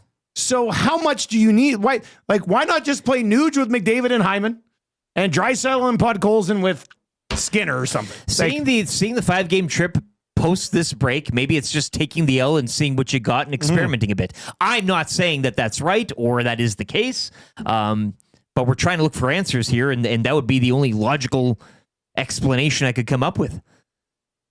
Because you're right, it's there. Like, we've seen the blueprint. Them be awesome. We've seen the formula. Yeah. So why not? Like, that same group is still here, with the exception of they added Klingberg. But I don't think adding one guy can make your entire group fall apart. I wasn't even playing last night. So yeah, so I'm not too sure what it is, to be honest with you. But it has to come from within, and it has to come from within prior to making any sort of, like, you can't go into that deadline dealing on emotion or recency bias, if you know what I'm saying. That's a weak. That's a weak position, you're afraid, right? Like, that's what I'm saying. Let's say they lose fragility, afraid, and all that. Let's say they lose the next 2 games, and then the deadline's looming next Friday, and obviously we have a full week of deadline coverage for you next week. But they lose the next couple of games.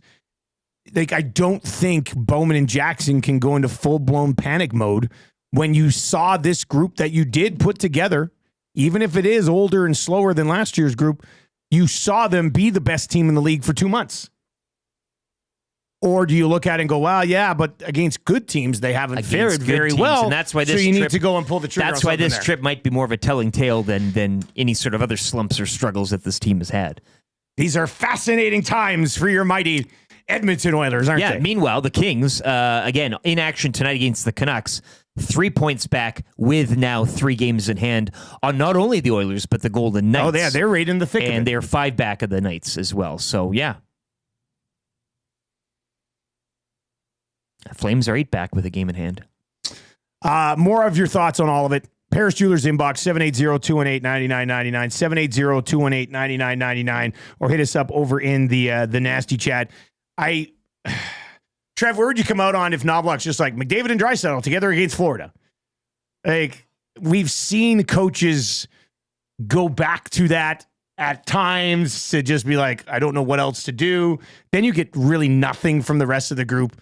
Trev, if they go McDavid Draisaitl against Florida, you go like, okay, get out of this. Maybe those guys can have a great game and it helps. Or do you go, same old, same old? If they do it, I hope they stick to it. That's one thing. Like, I just feel they don't have the magic anymore. When McDavid and Draisaitl were together 2 years ago, even last year quite a bit, they were just automatic and it was just magic. But their spark is not there. It's not existent, and it's been tough to watch. So I'd be annoyed. I don't think that is the play. I think the play is to play them in separate lines and then have that like it's been so early every single game the last for so long. They stack them together. It's like you got to stop doing that. It's so annoying. They've clearly lost their spark and it's not working. So don't do it. I'm very much against it, and this is the first time I think I've ever said that. I was always pro stack them. Yeah. I loved seeing the nuclear option. I loved it because it worked. But there's no point. There's no offense right now. I say separate them. They should be separated. The team's better when they're separated, and leave it at that. And like that's one thing watching. And I know it's different. The lineups, you've got Nathan McKinnon, Marner, you got but just watching John Cooper operate, it was this, for the most part, except for obviously Mitch Marner, he chipped in with the OT winner there. But for the most part, it was the same lines all game. And not only that, it was, okay, line 1, line 2, line 3, line 4. And even just watching Lightning yesterday, yeah, they were rolling, but it was line 1, go out there, line 2, line 3, line 4. Like I was watching the Lightning just to see how John Cooper operated with his lines, and it's vastly different from what Chris Noblock does. So I'd separate them. That's my opinion, but it's just not working. Like Connor McDavid and Leon Draisaitl together right now are not working. The Edmonton Oilers right now have 4 forwards who are on pace for 40 points. Well, Hyman's regressed. Nobody else is on pace for 40 points on the forward group. Doesn't sign text guy says Connor has dashed 12 in his last 4 games. Do not reward him by playing him with Leon. Oh boy, that's a spicy. This is where we're at. D-Rock says they miss Derek Ryan's defensive awareness. Yeah, I mean, interesting on the defensive awareness part. I mean, maybe I don't know. It's but there's a good team in there somewhere. So what the hell's going on right now? And don't give me this fragile garbage. Like this team should not be labeled as fragile from their coach. Unless he genuinely means it, like he's calling them what they are. If he actually thinks his group is fragile, then maybe they're in a little bit of trouble. Doesn't mean it's in your DNA though. You can turn to fragility and then morph your way out of it. Yeah, as look you what said, this there's a team's team been in there. through. No, like last year's playoffs. Now, I mean, they did kind of blow up that group a little bit. So different group, but I just hate hearing Noblock say they're a fragile group. I don't like hearing is that. Still there. Yeah. But if that's what he thinks they are, he would know best. Yeah, when hearing the coach describe the group as fragile is somewhat concerning or just a lazy answer. It's one or the other. I just don't know how this team, with what the leadership group has been through the last couple of years, could be labeled as fragile unless it's just in their DNA. 780-218-9999, 780-218-9999. Let's get into our Coolbet segment. We're going to change 300 by the end of the 7 o'clock hour. Easy peasy. Let's go. Hammer the thumbs up. Do it for the chamber over on YouTube today. Do it for the Chamber of Commerce that has welcomed Edmonton Sports Stock into the mix. And now we're in the directory online. People are already talking SD for YouTube, Trev, and the behind the scenes camera. Whoa, I think we're going to have a few more shorts rolling. One of those more technical awards, you know what I'm saying? Yeah, that's good. Click, click, click. Must you click? Please, please click. Must you click? You must click. Thumb, thumb, thumb. Hammer those thumbs up. All right, 3 games tonight in the National Hockey League. The Winnipeg Jets look to make it 11 in a row. They're in Ottawa against the Ottawa Senators. Speaking of slumps, too, the Sens they're finding themselves in one as well for 4 straight losses. Jets minus 133. The Avalanche minus 135 at home tonight against the New Jersey Devils. And the Los Angeles Kings minus 175 at home, where they've been absolutely lights out. Don't love the minus 175. I think we're going to get on Colorado here at home tonight. Colorado minus 135 at home tonight against the New Jersey Devils. Let's side with McKinnon and McCarr tonight for the Colorado Avalanche. Minus 135 at home. Don't hate the Jets. You mentioned Ottawa struggling a little bit as well. Ottawa's struggling, yeah. Colorado have lost 2 straight as well, but home ice and going there against the Devils. Yeah. I think I like Colorado tonight. Yeah, Kings 19-3-2. I just your eyes focus on that number, and it's quite something. And 12-14-5 away. Yeah, very good at home. They're the bizarro Minnesota Wild. The Wild are unbelievable on the road this season. And not good at home. 500. Colorado Avalanche minus 135. That'll be your Coolbet play of the day. Lock Shop today at 11 o'clock. We'll give you all of our best bets for the Cognizant Classic. And I should note that from 11 until 1 today, Edmonton Sports Talk will be live on location. Boston Pizza, Namail. If you'd like to swing by and join us, that would be great. I will be there. Tommy Gazzola, I think, sliding in. And it should be. What are you feeling like today? Are you going with the old hopefully they have switch things up. Hopefully they have a veteran chef on and I can get the old smoked ham and chicken stromboli. If not, I don't mind some Thai chicken bites. I love the Thai chicken bites. Keeping it Wing classic. Wednesday. Oh, it is Wing Wednesday. You can get some wings. Get some sloppy wings. With you can get the all meat bites with the Thai sauce, and it's essentially Thai chicken bites. You're a smart man, Trev. Yeah, and you get it for it'll be like $8. Okay, there you go. Well, that is what I'll do. As opposed to 16. That- So you save wow, $8. Bigger than a bite, would it not be? Like those. Yeah, I think so. You're a portion- scammer. Meat. The portion's bigger. The portion's bigger. And you also get ranch with it. Oh my goodness! With carrot. I'm doing and it. celery. I'm doing it. So some veggies for I'm going to Tommy. go double carrots, no celery. Okay, that's Because I like carrots. I like carrots. All right, so your cool bet hotline of the day. We're going to go Colorado Avalanche at home tonight, minus 135. Join me in the mail, Boston Pizza from 11 until 1 today. And I think Tommy's at Boston Pizza Westgate tomorrow for pre and post as well. Oh, baby. He'll pop by there. He'll pop by there. All right, what do you need help with? Free advice is on the other side, 780-218-9999. And we will dive into the fan zone for fansfirst.ca. That's coming up before 8 o'clock as well. If you're watching on YouTube, hammer the thumbs up for us. If you're listening on TuneIn or iHeart, 1 year anniversary of our first iHeart stream, or on EdmontonSportsTalk.com, please tell your friends about EST. Fire them the text and they can join in on the fun as well. Let's get to sports update for Park Mazda right now with LT.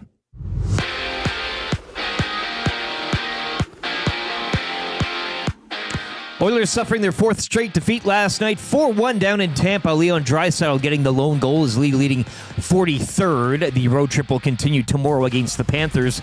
Panthers winning last night 4-1 over the Preds. Sam Bennett with a goal and an assist. Flames 3-1 over the Capitals. Alex Ovechkin with the goal. He has now 883 and 12 away from passing Wayne Gretzky. Mitch Marner with the GWG and OT as the Leafs defeat the Bruins 5-4. Jackets over the Stars 6-4. Blues clobbering the Kraken 7-2, and the Red Wings would claw back for a 3-2 win over the Wild. 3 games around the NHL tonight. The Kings host the Canucks, the Devils visit the Avalanche, and the Jets look to make it 11 straight wins there in Ottawa to battle the Senators. The Edmonton Oil Kings moving a couple spots up in the standings as they would blank the Warriors 4-0 down in Moose Jaw. That 4-game road trip will continue tonight in Brandon. The Oil Kings will visit the Raiders Friday and wrap up the trip Sunday in Saskatoon. In the NBA, Luka Doncic had a 19-point triple-double in his first game against his former club as the Lakers would defeat the Mavs 107-99. Raptors, meanwhile, they'd lose to the Celtics 111-101. Raptors are back on the court tonight. They visit the Pacers in one of 9 games. And the Bay Golf Club improving to 4-0 as they would move back into top spot of the TGL standings, defeating Jupiter Lynx by a score of 6-3. Sports update brought to you by the great staff at Park Mazda and dealer principal Mitch Lewicki, where his staff are always young, fast, and big. Hi there. If you're like me, you like to picture yourself in luxury, even though there's absolutely no way you could afford it. And if you can, well, even better. Thankfully, I picture myself in something that is luxury, but still absolutely affordable, like the all-new Mazda CX-90 from Park Mazda. With the new luxury features like facial recognition settings and quilted detail Napa leather seating, I can pretend to be comfortable with all of my proper settings activated without even touching a button, thanks to Mitch Lewicki and the great staff at Park Mazda. I like to picture Mitch Lewicki as newborn 8-pound, 6-ounce Mitch Lewicki. You can picture grown-up Mitch, or teenage Mitch, or bearded Mitch, or whoever you want. Park Mazda, your dealer for life in Sherwood Park off Y Road, parkmazda.ca.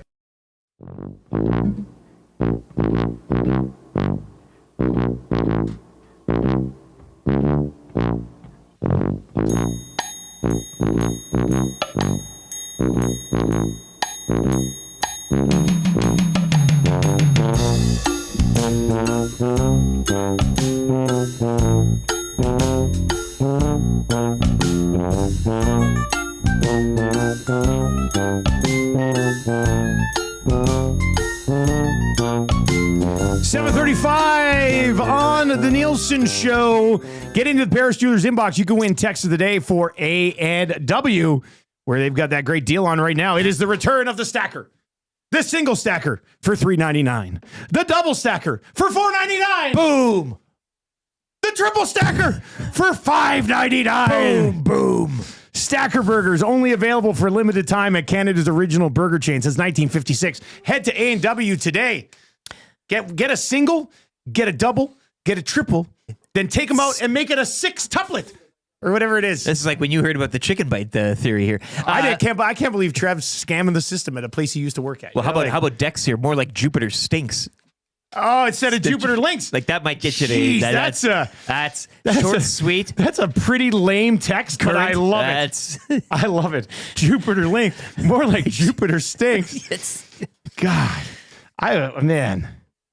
Do you ever think if all the other planets are jealous of Saturn? How come? Because of the rings. The rings? Do you think Very the rings? cool. Yeah. Or do you think Saturn's like, I wish I had a huge storm going on me, like the red spot on Jupiter? Gaseous. Yeah. They all have their own little thing going for them, do they not? I would like to live on Saturn and just see the rings. Right there, like the bloody moon, It's kind of neat, I think. That asteroid that was supposed to have had like a 3% chance, that's been downgraded. You hear about that? No, I didn't hear It's now this. down to like a... What, an asteroid was going to hit us? Well, there's like a 3% chance, which is like extremely wild. It's never been like that before. That's a high but chance. now it's been downgraded to less than 1. So I thought we'd have to activate Ben Affleck. we got a few more Let him years to go go. save the planet. That would be great. Activate Ben Activate Affleck. Affleck again. All right, 780-218-9999. If you're watching over on YouTube, you can hammer the thumbs up for us as well as we try. This could be a 400 day. We'll see. We're at 228 right now, so keep doing that. All right, let's get into free advice for Damon Bunting. Buying or selling, he's your guy. The way the biz is right now, Bunting lists a place for a certain price, then sells it for more. Yada, yada, yada. You're very happy with his business. He's been doing it for almost 2 decades. Community driven, understands what it takes to make a difference in our city. Big in the local sporting community as well. Check out his website, www.damonbunting.com. Instagram handle at Damon Bunting Real Estate. And he was in with the boys last week on the Reed Wilkins Show doing their buying or selling segment. Yeah. And he brought him in that nice retro swag. But nothing, again, we all had to give our size and our team, and yet nothing for us. I'm a little miffed. To be honest with you, I don't care because Bunting's the nicest dude ever. I don't But care. I thought everybody's getting something. I was just so curious on what it would be. Yeah. The item aside, I don't. The items I don't are actually need pretty anything. cool. I don't need anything. But Yeah. All right. What do you need help with? 780-218-9999. Hersey is in. Hersey. Hersey texted and says, "Good morning, guys. I need some advice. I'm down in Mexico working, and my wife went for her first ultrasound for our second kid. She gives me a call and says everything is good, but there isn't one, but 2 kids. So we're having twins. Any advice on handling twins?" You get 2 big booms for that one. Oh, boy. Twins? Boom. Enough of those guys. I hate that guy. No, I don't have advice on handling. No, I mean, now you already have 1 kid. So at least you've been through the 1 kid thing, right? Because he said his wife was having their ultrasound for their second kid. Yeah. Yeah, that's... But at least you know going in ahead, like it's not a... I do think having twins would have been pretty fun. Like I could have handled 2 Marshalls. I don't know if I could have handled 2 Muzzes. Like that might have absolutely killed Tammy and I. But 2 Marshalls would have been pretty chill. I think you just sort of buckle up and go. Oh, she's getting a little bit better. Quick up. Yeah, she was out and about yesterday. Yeah, okay. The bronchitis is under control, I guess now. So women, it was, they don't. Yeah, nothing keeps. Actually, it was. So I don't know. She came downstairs finally at like 4:00 yesterday, and the kids are watching a show after school, and I'm like passed out on the couch. And she comes downstairs and she's like, "Oh, I'm feeling much better." And the kids are like, "Oh, this is great. This is great." She looks at me and she goes, "You can go nap now." I was like, "Yes, see you later." Went down, crushed a quick nap. It was nice. I was pretty tired. I mean, what can I say? Hersey, congratulations on the twins, man. Well, you don't want to get sick. You know what? The advice that I would give you is you name them. One of them's named AM and the other one's named Nasty. And then you go, "These are my twins, AM Nasty." That would be pretty cool. We were talking yesterday about the name Garth. And We how were that talking ends. about the name Remember? Garth. Yeah. I actually floated that past my brother as they're expecting what's he another thinking about? man-child. Yeah. He said he likes it. Yeah. Yeah. But of course, he's just one parent. So I was listening to Bill Simmons, the Rewatchables podcast, just did Wayne's World. What a classic, by the way. I don't know if it's on a streamer anywhere. I want it to be on a streamer so I can watch it. I don't want to pay like $4 for it. Anyway, they're just talking about Garth Algar, and they're like, Garth Brooks, Garth Algar. Like, are there any other Garths anywhere? Trev, have you ever known a Garth? Like in your age range, I don't think there's a lot of 25, 26-year-old Garths kicking around. Pitcher Creek, though, there might be a few Garths. I mean, there might be some Garths in southern Alberta. Okay. I know one Garth. You do know a Garth? Yeah, and when he was younger, it was a really good family friend. Yeah, it was like Uncle Garth. Uncle Garth. But Uncle before it's Garth just a makes it funny just name. that much better, though. It's such a funny name, Uncle Garth. But I had a speech impediment growing up. Like I had a lisp. So I couldn't say it properly. So he's like, so this is how you say it. And he made me like put my fingers in my mouth like this and then do this. And I'd be like, Garth. And I could say it. So I'd be like, hey. What? And so I'd always have to be like, hey, Garth. And I'd be like, how'd you say it before, though? I was like, I don't know. Like, I don't know. You don't hear. Yeah. Like that's. I thought I was saying it normal. I'm like, no, you're not saying it correct. I'm like, yes, I am. So how did you get past your lisp? Just grew out of it, or did you grew out of it? Just like I don't know. Like I think I had to get some help from a teacher, but I couldn't say my Y's and my R's and my THs. I guess. Really? So it'd be like, well, because Man, you know the there's story. an R and a TH in Garth. Yeah, it was tough. That's a tough one. So Final boss. Tommy's always laughs at it, but like in grade 3, that's when I found my love for rocks. And so I'd be like, look at all my walks I got. And I'd be like, the no, mud still says that a rocks. little bit with some words. The R, the I think it's cute. I don't want to ever just start talking. It is that's cute. a good It's one. very Yeah. adorable. But yeah, my one teacher, Miss Yellowega, I couldn't say my Miss who? Y's. Yellowega. Yellowega? That's a And tough it's one. a funny Yeah, story. yeah. Dusty knows. Yeah, her it's- son. Yeah, or Her husband. Her husband was one of my teachers. Which is the But craziest that thing. name, What a you're running twist. into like the toughest names given your And disability. so I there. was always like, Myth Lellowega, Lello. Like apparently I said it with an L. Weird. So it is the weirdest thing. Now, But you yes, were to a your real answer- idiot as a child, Trev. Yes, I was. And I couldn't read or anything. And I punched myself in my face. Induced Comics says it's the mustache. It cured the lisp. Yeah, I would like maybe. the idea of you shaving off your mustache and having a lisp all of a sudden. Grow that mustache back, Trev. John Gibson. So Wayne's World on one Apple Garth, TV. One Garth. Apple TV? Yeah, but then I think, well, I guess I have it. Anyway, Garth Butcher would be another one. Yeah. I think he's like the only Garth in NHL history of relevance, at least. So anyway, yeah, it'd be funny if Luke named, they have Fred and Garth. He kind of wants it to be Herb. Oh, man. Because you could do Herb, Herbie, and Herbert. So Yeah. you've got like 3 good names during the course of your life. No, I got some time with that. Yeah. Is Fred actually Frederick? But they Yeah. call him Fred? Yeah. Okay, yeah. But even that too is a So if he becomes like a really smart adult, he'll probably be named Frederick. yeah. Yeah. If it goes the other Yeah. way, you can, Burglar is in and says, "Morning, boys. I need some free advice. I'm personally connected to my text handle, but nobody says it right, and I feel like I may need a change. Should I change my text handle? Should I acquire help from the nasties for a new handle? What do you mean we don't say it right? Burglar. Oh, burglar. Have I been saying it wrong the whole time? It's just burglar. Lucas says another layer of the onion in the life of Trev with Uncle Garth coming over, putting his fingers in his mouth. Did Garth ever do that? No, he did not do that. Are you Burglar? Say it. I think it's burglar.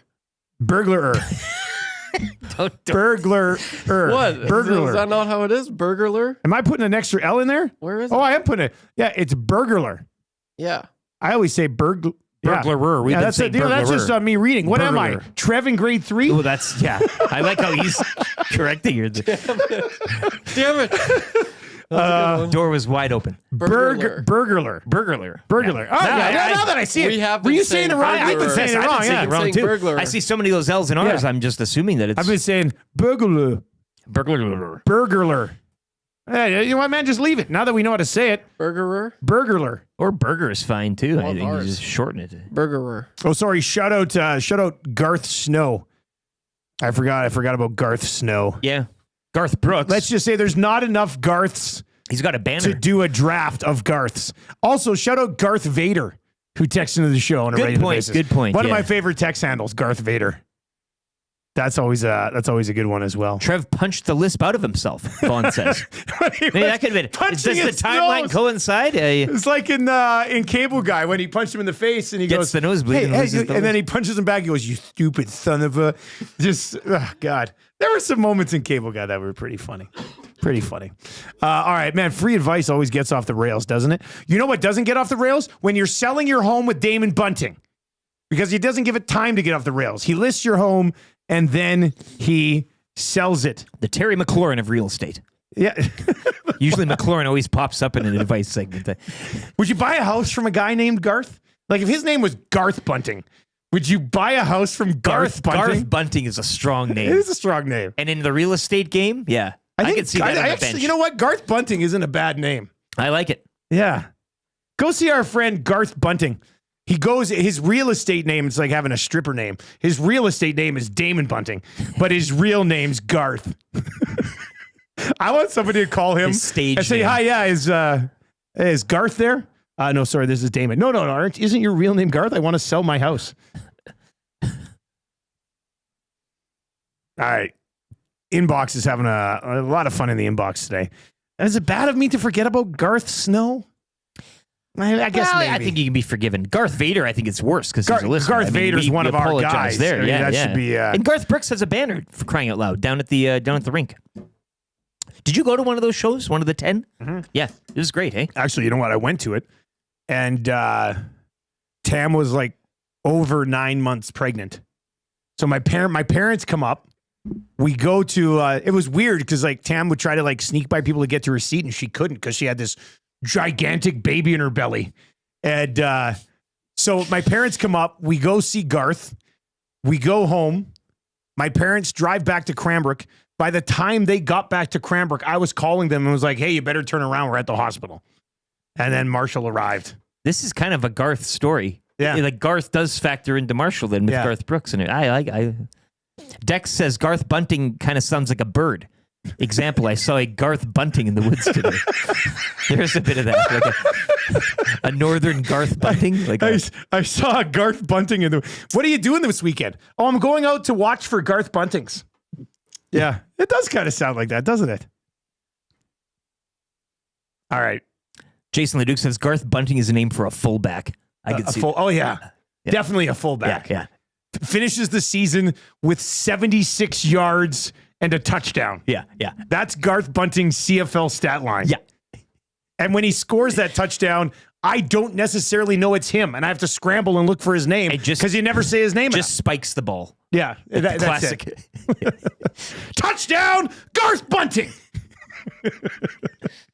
All right. If you're listening on TuneIn or iHeart or at EvanstonSportsTalk.com, you can tell your buddies about EST. The rookie's in it says Gartholomew instead of Bartholomew, right? That makes sense too. We're 51 likes away from changing 300 too. So hammer that thumbs up if you're watching over on YouTube today. We do have Greg Wyshynski. He's going to join us just after 8:30 today. Quinn is asking, why did my parents leave? Yeah, that's a good point, Quinn. Never really thought about that. But it was a quick turnaround. They just got back to Cranbrook when we called and we're like, Tam's having the baby. And then they already had two nieces, like two granddaughters. So I think they were really hoping for a boy. So that was a very proud moment for me. Like I created a son with some help from my wife and Garth. And when my mom and dad came back in, I was like, I'd like to introduce you to your grandson. And that was a big day. Big day. All right. Should we get into we're having so much fun with this Garth Bunting stuff. I really don't want to talk about the Oilers again. Maybe they should trade for him. We have to get into the fan zone here for fans first. Let's do it. But man, we have a job to do. I know, but what other things would Garth Bunting do? 780-218-9999. All right, let's get you might bump into him in the chamber. Garth Bunting? Hello, Garth Bunting here. Are you just Damon with a mustache on and you're somebody else in the chamber? And a little leather cap. Hey, look, it's great to be members of the Chamber of Commerce now. It's going to unlock a lot of things for us. Yeah. Go to coffees, ceremonies. Yeah. They do like meetings about city information, and Awanik's like, oh, I can't wait to go to one of those. Maddie legitimately told me when I was like, hey, Yeah. I'm chatting with Schmitty about getting into the Chamber of Commerce. And Maddie was like, oh, I've always wanted to go to those city meetings about with the chamber. I was like, well, have at her, man. Like, He's going to get us like something, him on that condo board too. Like, he's all about that. Oh, This yeah, is his, yeah, he yeah. will be so in, both feet, both hands. Do we get any deals or anything like coupons, like a coupon book around the city? I don't One know. of those fat coupon books. I know we get to go for this coffee with the chamber thing, and it's only $10. $10. I told Jay, I said, if you're going to this, I thought we were in. You better drink $10 worth of coffee. Well, that's make it worth your while. If not, we're losing money on this deal. Bring home a couple bladders for us. Guys, my mom's favorite uncle was named Clifford, and I was a coin toss to be named after him. I wonder how my life would have been as a Clifford. Went to school with a Clifford and worked for a guy named Cliff. I've He got was an a real, Uncle Cliff. Asshole, but Yeah, I got an Uncle Cliff. Cliff, that's a interesting. hard name. He's an interesting fellow. That's a hard name. Hey, actually, you know what he's done? He's been a hard. That's a hard. Like you're he not in grinds, you're not in like data analysis with a name like that, right? Like No, I don't think so. no, you're working with your hands. My Uncle Cliff, or in jail. like drives truck.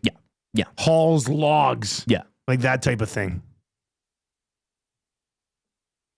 Somebody's saying we should have went to the St. Albert Chamber of Commerce. Yeah, well, guess what? If I see anybody from the St. Albert Chamber of Commerce on the street now, I am legally obligated to kick their ass. I'm sorry. We are in. We are in the team. I am getting chamber across my knuckles. And commerce on the other hand. And then, and then I go like this. I open up my hands, and it's like those football gloves. Yeah. You go like this, and it's we a should all Chamber do of that. Commerce logo Yeah. on the inside of my hands. Has anybody ever tattooed their palms? Think about that. I see a lot of tattoos on the outside of hands. Well, the lizard guy did his whole body, so it assumed. Yeah, but that's cheating. Yeah. I mean, it's like a shaved his teeth down too. A normal person, would you tattoo your palms just for a joke? All right, let's get into the fan zone for Fans First Dots. By fans, for fans, no fees. Fansfirst.ca. We got about 7 minutes. We're giving you a 7-minute vent window on the oil right now. Get it out. That's it. Get it out now. You got 7 minutes. 780. And start your text message, your message. You know what really grinds my gears? And then we'll get to those. 780-218-9999. What's grinding your gears the most about the oil right now? Right? Because there's lots of ways this answer could go. They've lost 4 in a row. First time since 2023. It's 2025 right now. They've lost 4 in a row. What is grinding your gears the most about this slide they're in right now? 780-218-9999. 780-218-9999. Trev, I'm going to throw this to you first. He didn't even watch the whole game. This guy turned it off in the third. He was so annoyed with this hockey team. So what is, over this 4-game slide, what is grinding your gears the most about what's happening right now? There's a bunch of options. I'm curious to see where you go. Okay, yeah. I mean, so much. Fragile. This team's fragile. Junior teams are fragile. Yeah. The Ottawa Senators are fragile. The Philadelphia Flyers are fragile. Teams that are trying to push for the playoffs are fragile. Like, I hate that phrase. Fragile. This should not be a fragile team. So, one, that's at the top of the list. 2, I'm just gonna go with these 2. And then Evan Bouchard's play with, like, how do you start the game? You know how every game starts. How do you turn over that quickly? The motivational speech. Chris Noblock, hey guys, like we're not doing that good right now, but we're gonna have a really good 60. This is what we got to do. This is what we did last game. We got to improve on this. So, like, how do you come out and say like let's not have the turnovers, let's not give the puck away, and then within 20 seconds of yesterday's game, Evan Bouchard is like, okay, well, I'm going to not listen to you, Chris, and just give the puck away. Like, how does that happen? And not only that, they come back after the first period, the same thing. Okay, well, we gave the puck away, like, right off the top. So let's not do that again. Let's have some good looks. Let's start strong. And then within a minute Brandon Hagel scores on a just terrible play from Evan Bouchard again. So, I mean, there's more. I'm fascinated to see what everyone else says. I don't know what this team needs. Maybe a Gager pump up, speed. For the oil too. I think that would really help. I honestly get him in there, because someone's not doing their job in that locker room right now. 780-218-99. I think through all of it, Noblock saying that the team's fragile right now is probably the one that makes me go, oh, come on. Like, how hot is the seat then? This seat's not hot at all. Okay. That dude's not going anywhere. I like, if he actually feels that his team is fragile, like Trev said, junior teams are fragile. A team that went to Game 7 of the Stanley Cup Final last year is he then, should not be a team that falls into the, we're fragile right now. Is he wrong in saying that, or seeing what he sees in the locker room? Well, that's what I don't know. Like, obviously he's not just, he wouldn't just toss out those words as is he using the wrong word, or does he look at this team and go, man, we are...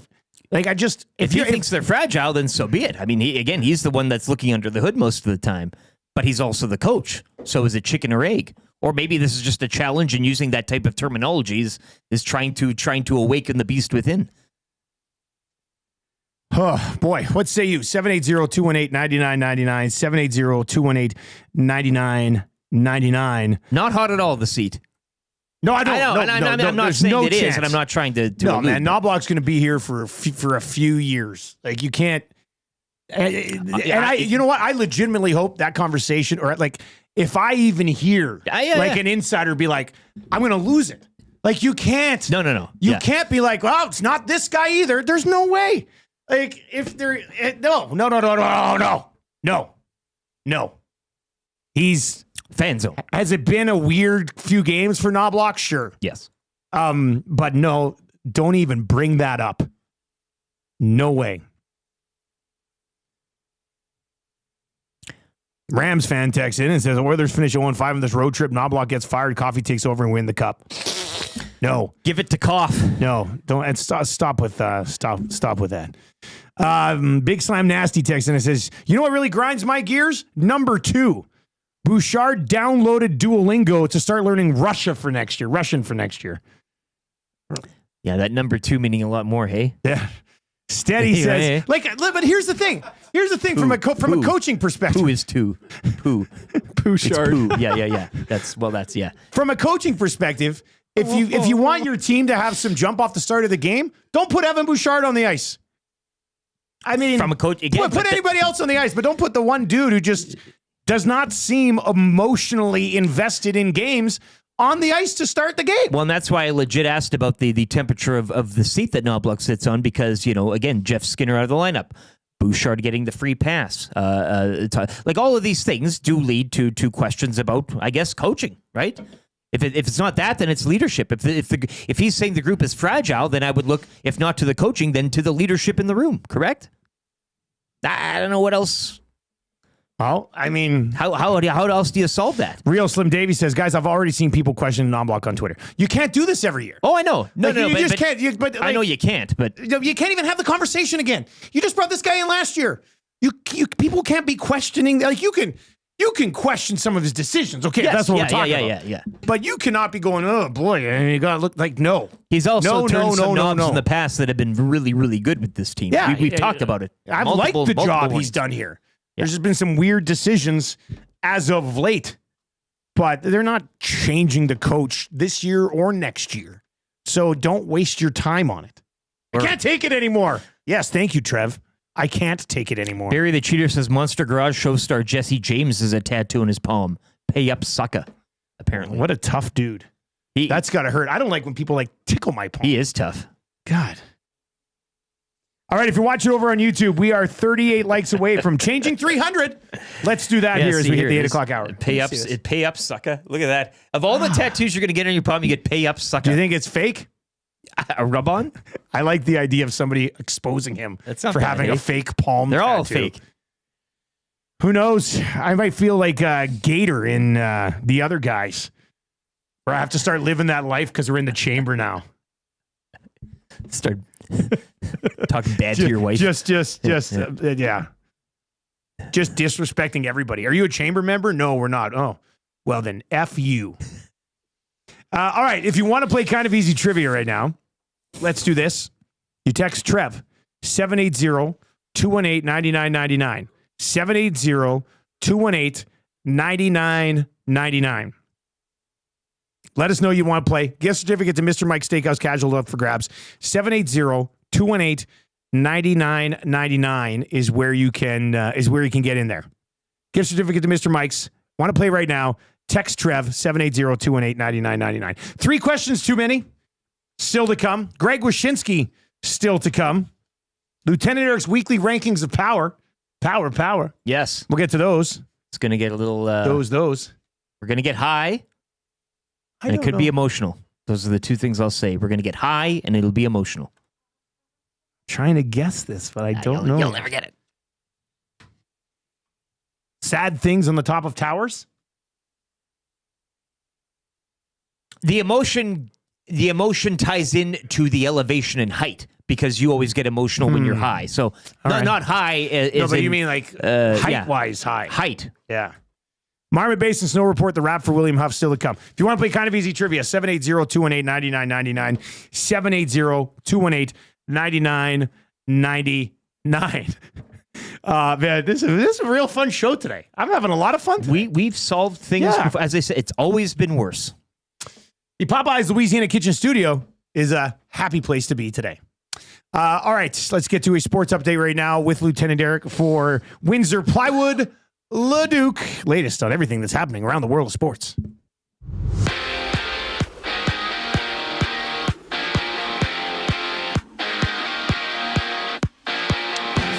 Oilers suffering their 4th straight defeat last night, 4-1 to the Lightning. Leon Draisaitl had the lone goal, his league-leading 43rd. The road trip will continue tomorrow when the Oilers visit the Panthers in a Stanley Cup rematch. Florida winning 4-1 last night over the Preds. Sam Bennett with a goal and an assist.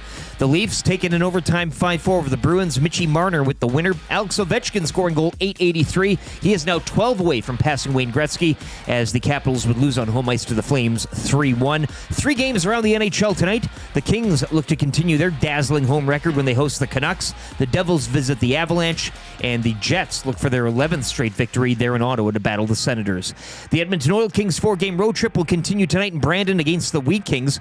Oil Kings kicking off the trip last night down in Moose Jaw with a 4-0 win. The trip will continue Friday in Prince Albert and wrap up Sunday in Saskatoon. 9 games around the NBA tonight, one of which will see the Raptors on the road to take on the Pacers. Last night, Luka Doncic with a 19-point triple-double in his first game against his former club as the Lakers take it 107-99 over the Mavericks. And over to golf, the Bay Golf Club remain undefeated. They move back in a top spot in the TGL standings, defeating Jupiter Lynx by a score of 6-3. Sports update brought to you by Windsor Plywood Leduc, locally owned and operated, serving Leduc and the surrounding area since 1993. Doors, flooring, baseboards, and of course, plywood. Go see plywood. Go see the knowledgeable staff at Windsor Plywood Leduc.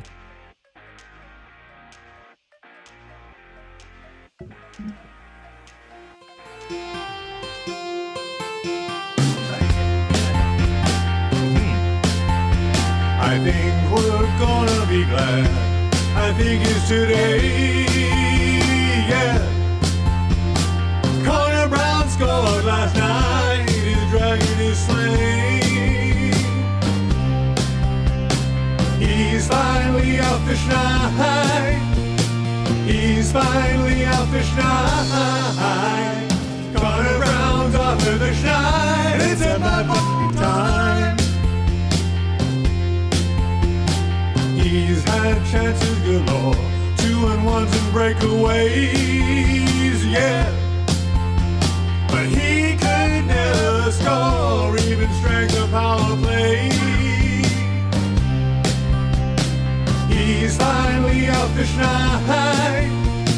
He's finally out fish night.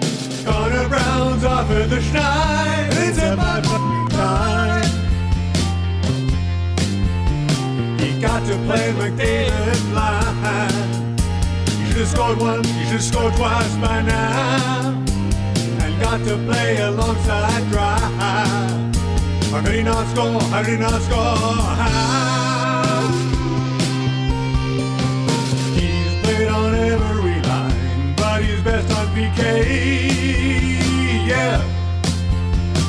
He can never find the climbed till he found his last game. Yeah, he's finally out the schneid.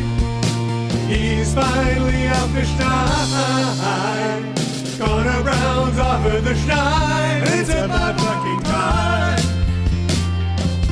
It's about fucking time. 8:06 on the Nielson Show. Try to get some good juju going, eh? Why not? Yeah. Connor Brown off the schneid, son. Get the whole team off the schneid. That's what you could do. So that's why we play that song. And as Jen pointed out, too, I mean, fragile, I don't think were Noblock's words. Maybe we're stretching it a bit. I think I might want to listen back to it again. Was it discouraged? Because it was Tony Brar talked about fragility. I think Tony. We're gonna have to play. Well, you know what? We'll play Noblock again. We'll get the Zapruder. I want to listen back again. Yeah. Because he did say discouraged. Who was the first person in the scrum last night to bring up the word fragile? The F word. Yeah, we'll get into that. Nielsen Show brought to you by South Fort Chevrolet. They are offering a full vehicle 79-point inspection at South Fort for the month of February. The first 10 people to call and book with the code EST will get your inspection for free. Regularly would cost you $160, but instead you'll get it for free, and you'll know that your vehicle is operating in tip-top condition. 780-998-7883. That's 780-998-7883. 998-7883. Call, use the code EST, and you will get a full vehicle 79-point inspection for free at South Fort Chevrolet. You can text us anytime in the Paris Jewelers inbox. 5 stores locally: West Edmonton Mall, Kingsway, Londonderry, Sherwood Park Mall, and the St. Albert Center.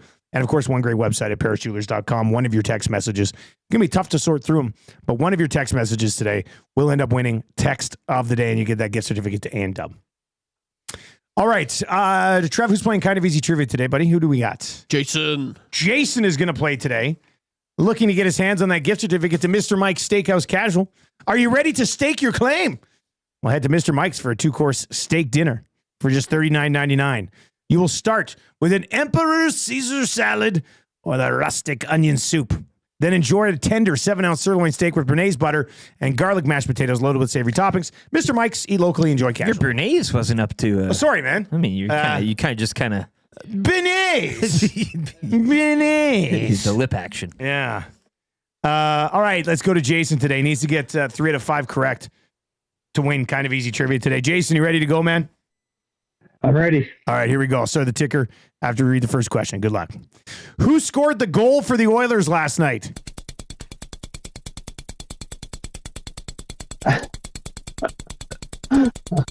You can pass. Pass.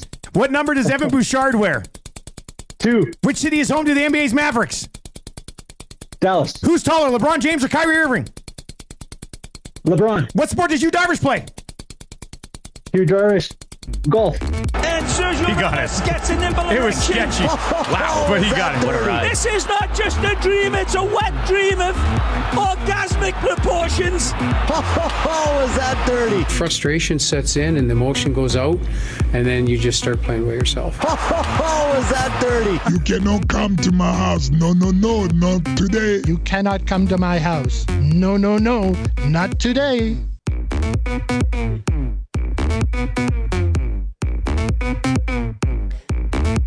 Got it done. Tough start. That's the type of that's what the Oilers need. They need a win like that. You start slow, just a greasy and old. then just they push back. just need a. You know what was funny? What sport does Hugh Darvish play? Goal. Did he say goal? I think I it thought was he said goal. golf. I heard goal. Oh man, so he was off on that one. Even if you don't know who scored for the Oilers last night, It's a if good you're bet. gonna guess It's a good one bet, guy, yeah. just guess Draisaitl. He scored in 6 straight. But then he focused. Yeah, got through. Obviously, a big NBA guy, and ends up getting it done in the end.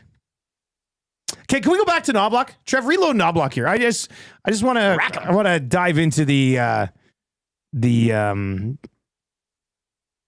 exact wording of what he Who said said about his what team. and when did they say Let's it? find out, and then we'll point fingers after. Here we go. Here tonight, what ultimately kind of started shifting the momentum in favor of Tampa?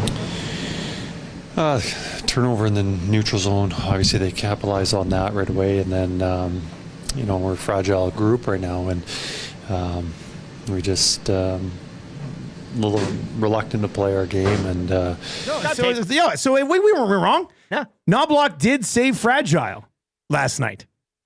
Okay, I thought it was Jen. I was just like, yeah, maybe he did just say. He said a fragile group right now. So there we have it. Yeah. The coach said his group is fragile. We are right sorry, now. Spec. I'm not. I didn't say anything like that. Anyway, okay, so it was. I really thought we were wrong. I was worried there. I was like, oh man, I hope I haven't been putting words in his mouth all day. We wanted to get it right, and yeah. So yeah. All right. So it was Noblock who referred to the team as fragile last night. What are you gonna do? Well, it's how do you become an unfragile team? Drink more milk, because it could be talking.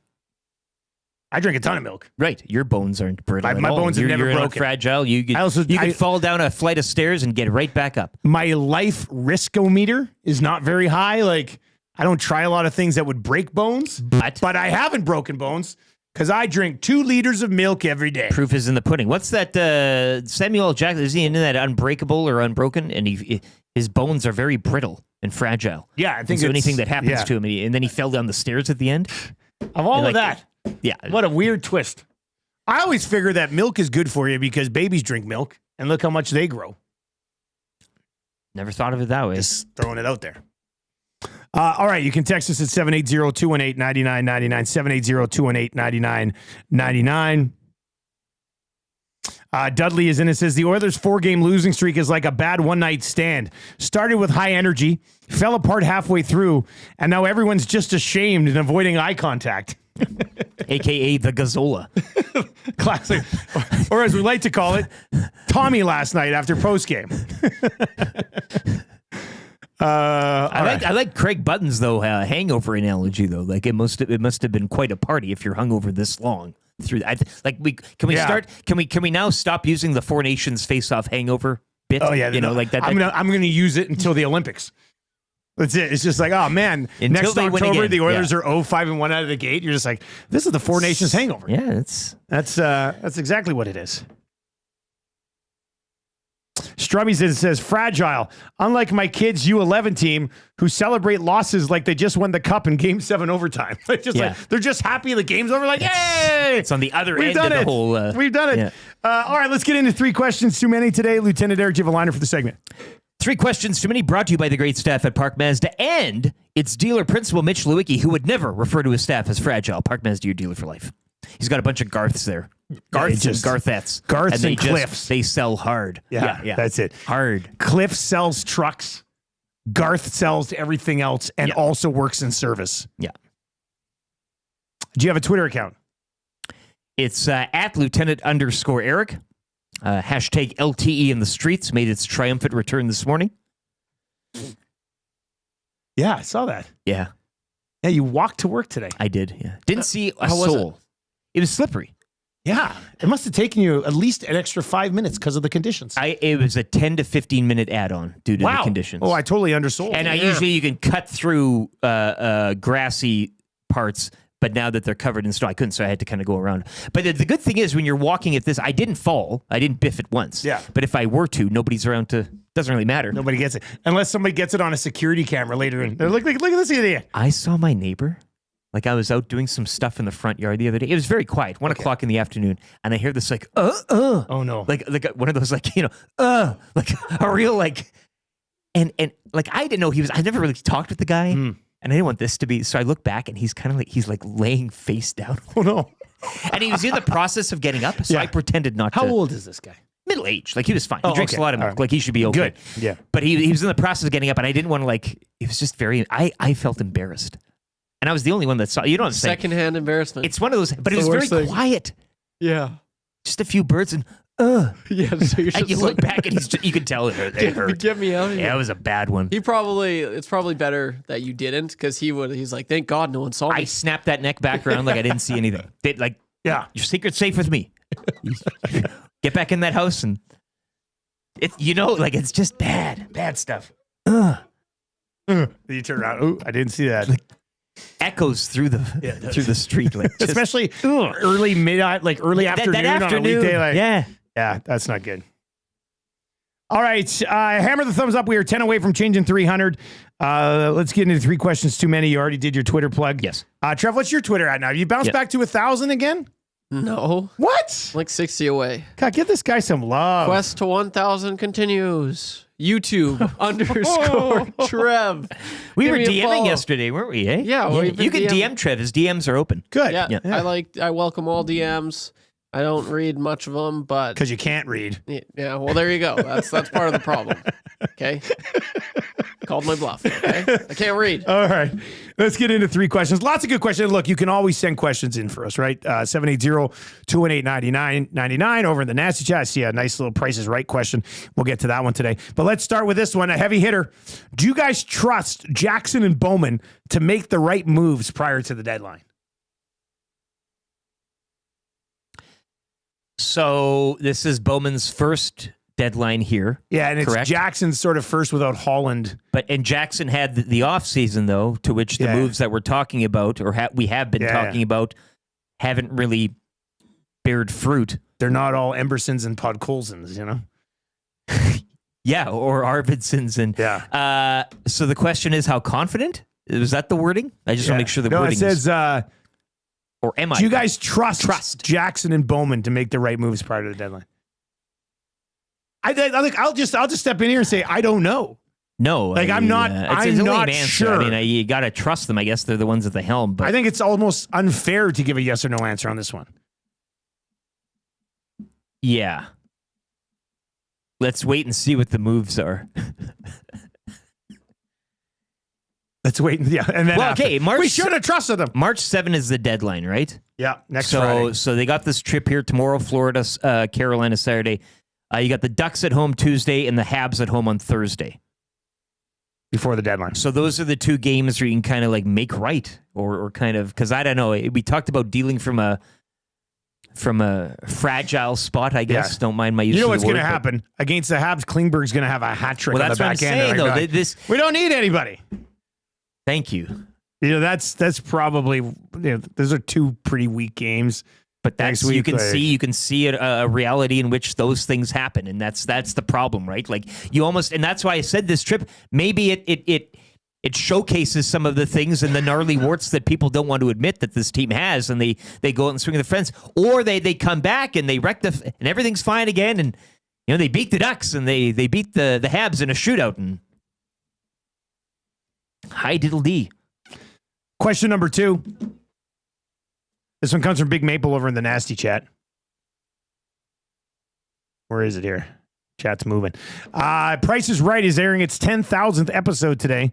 What was your go-to home from school sick meal while watching The Price is Right back in the day? This is really weird and dark, but I happened to be sick on the day of Columbine. So I was at home. And I watched it all unfold on live television. Instead of Price is Right. Which was, because it kind of happened later on in the day. Price is Right in the morning. Yeah. But I the odds of, something like that. Weird, because that was a TV, like I know we don't need to go, but it was just a really weird. I'll never forget that one. But it's got to be chicken noodles. If you're sick, it's chicken noodle usually soup. chicken noodle soup. Or with the accompaniment of a grilled cheese sandwich. And I'll get this, not just a grilled cheese sandwich, an open-faced. Oh, really? Grilled cheese. So, you put the cheese on top and then it gets a little dark and blackened. Yeah. And it's a nice... That must help you get better quicker. It does. I like how much stock we put into grilled cheese sandwiches. Like when Canada Dry, when you're sick, your parents were like, have a grilled cheese. It's got the salt in there, eh? You get your salted, I guess I'm better now. Salt levels back up. It would have been chicken. Well, yeah, it probably would have been chicken noodle soup. I told you that alligator soup before. I showed you. Remember the little alligators? With the little alligators, yeah. Yes, that one always worked. Also, dry toast. My mom would force a lot of dry toast in me when I was sick. That type of toast. thing. I liked the Tony Roma's barbecue rib sandwich that I always had. It was very Are you specific. answering the same question as us? Yeah. When you go home, you're sick, not feeling good. Yeah, like back in the day, like when you're watching Price is Right as a kid. Yes. You get Tony Roma's. you get it. Ribs. I was sick every day. It was a barbecue rib sandwich.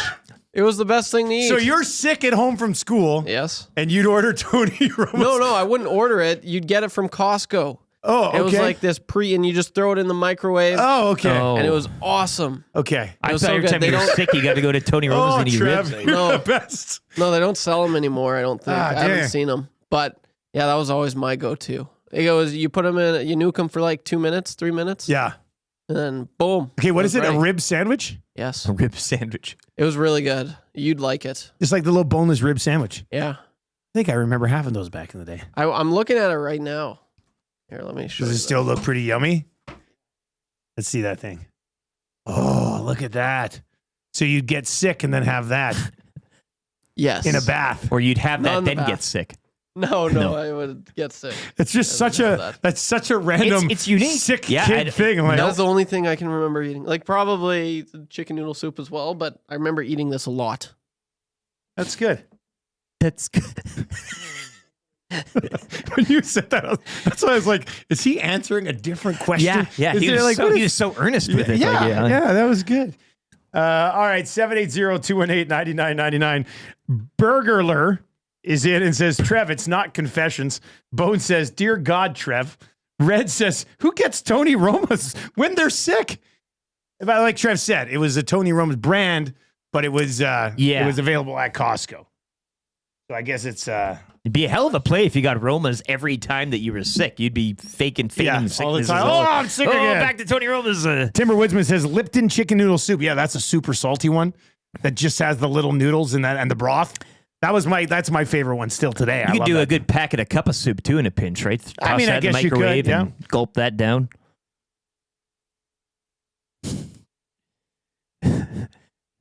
All right. Lots of text messages continue to fly in here. Andrea from Calgary with a question that actually came up yesterday here in the office as well with some of the new guys. A question for 3 questions too many. Guys, with it coming up a little bit more often now with Jason and LeDuc getting a 10-second ban for it yesterday, I have to ask, what's the story behind SG? Well, it came from Will Ferrell's basketball movie. That's kind of where it started because they were doing the bit around the table. Semi-pro. They're doing the bit around the table, and the one guy called the other guy a sea sucker, and then somebody said a giant. I like that. Wasn't it Other way around. Someone said JT, and he didn't say JT. Jive turkey. Yeah, jive. So jive turkey was like a forbidden. Oh, you can't call somebody a jive turkey. So then we came up with. Can I say it? It's Trev. Jeez, man. I was gonna say earmuffs, kids. Iwanic said enough. Yeah, Iwanic was all over the shop. He was just What, like in the office yesterday? SG here, SG in the hangout. The place is he was tarnishing the good nature of the hangout by SGing all over the joint. We don't say earmuffs, kids, silly goose on the show. gosh.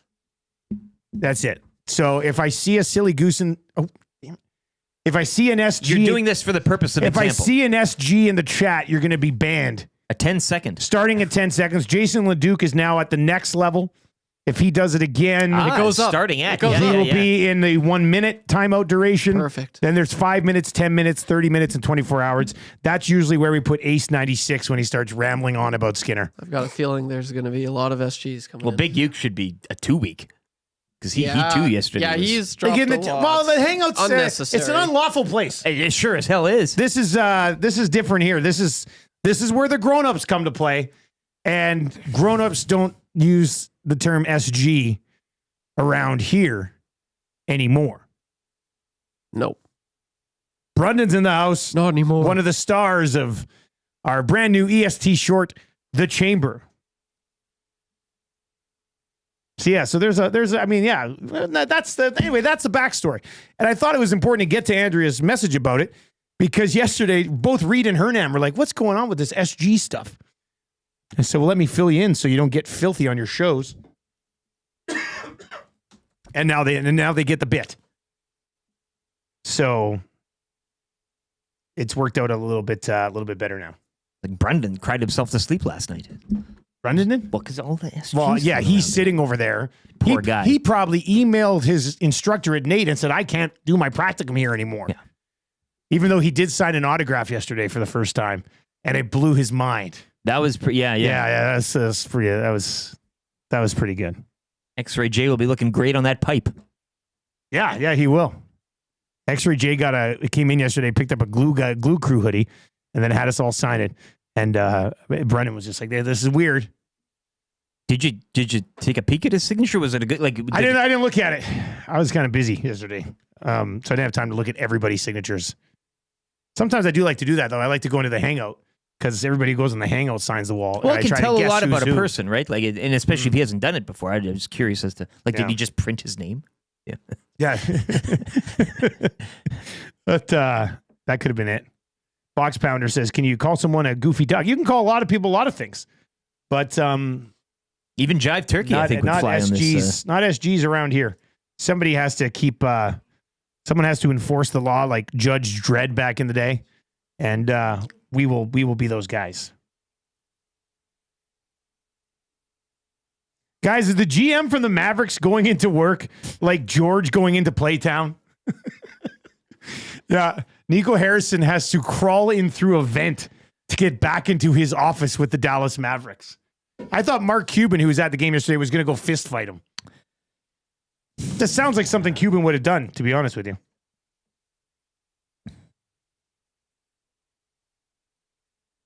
This text is in from a 431 area code.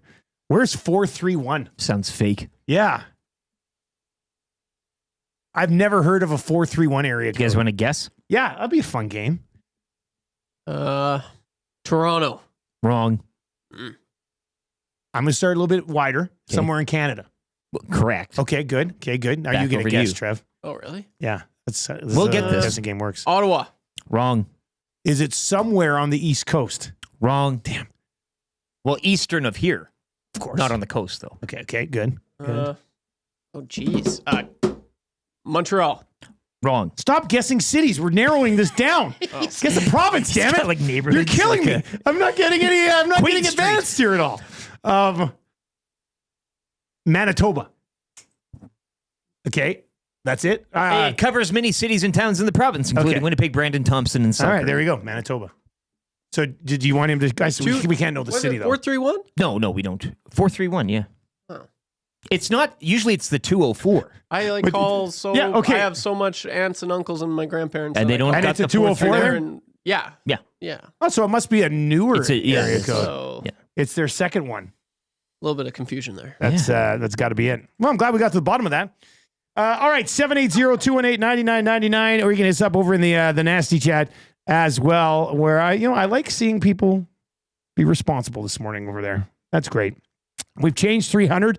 Who says we can't get a few more likes, right? Let's keep doing that. Greg Wyshynski's coming up. We're going to ask him what the last 5 days has been like as number 2 again. There's time to tap dance on his grave here, right? Like that's, I think it's only fair. We have to, the last, if the United States would have won that game instead of losing it in very heartbreaking fashion in overtime against Connor McDavid. On home ice. Yeah, on home ice. If they would have won that game, I would have been mad if Wyshynski didn't give us the gears. Yeah. Right? Kind of expect this, I think. And he would be too. Yeah. If he this is all, he gets it. He'll be very happy. Yeah. Greg Wyshynski on the other side of 8:30 here. Lieutenant Eric's weekly rankings of power. Something about being really sad when you're really high. And then Marmot Basin Snow Report and the wrap for William Huff all still to come here as we try to keep you happy, even though the Oilers have lost 4 in a row. Let's get to a sports update right now for Sit and Sleep with LT.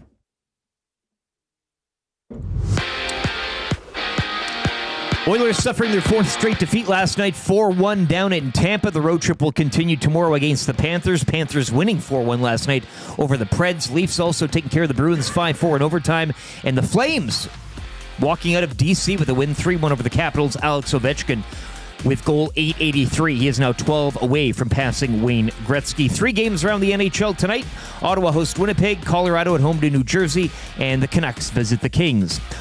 Edmonton Oil Kings blanking the Warriors 4-0 down in Moose Jaw last night. Their 4-game road trip will continue in Brandon. It'll wrap up Friday in Prince Albert and then Sunday in Saskatoon. 9 games in the association tonight, one of which will see the Raptors on the road in Indiana to take on the Pacers. Raptors losing last night 111-101 to the Celtics, while the Lakers defeated the Mavs 107-99. Luka Doncic with a 19-point triple-double. The Bay Golf Club remain undefeated. They move back in the top spot of the TGL standings with a 6-3 victory over Jupiter Lynx. Sit and Sleep is currently offering a winter clearance event from massive discounts on major sleep brands to unbeatable deals on Canadian-made custom furniture.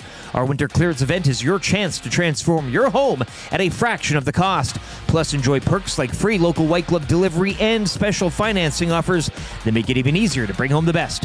Visit us today, South Common, next to Planet Fitness.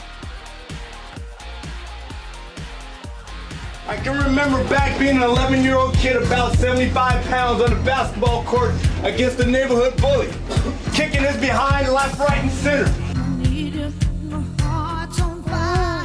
And when it was all said and done, he was a little bit upset, so he punched me in the mouth.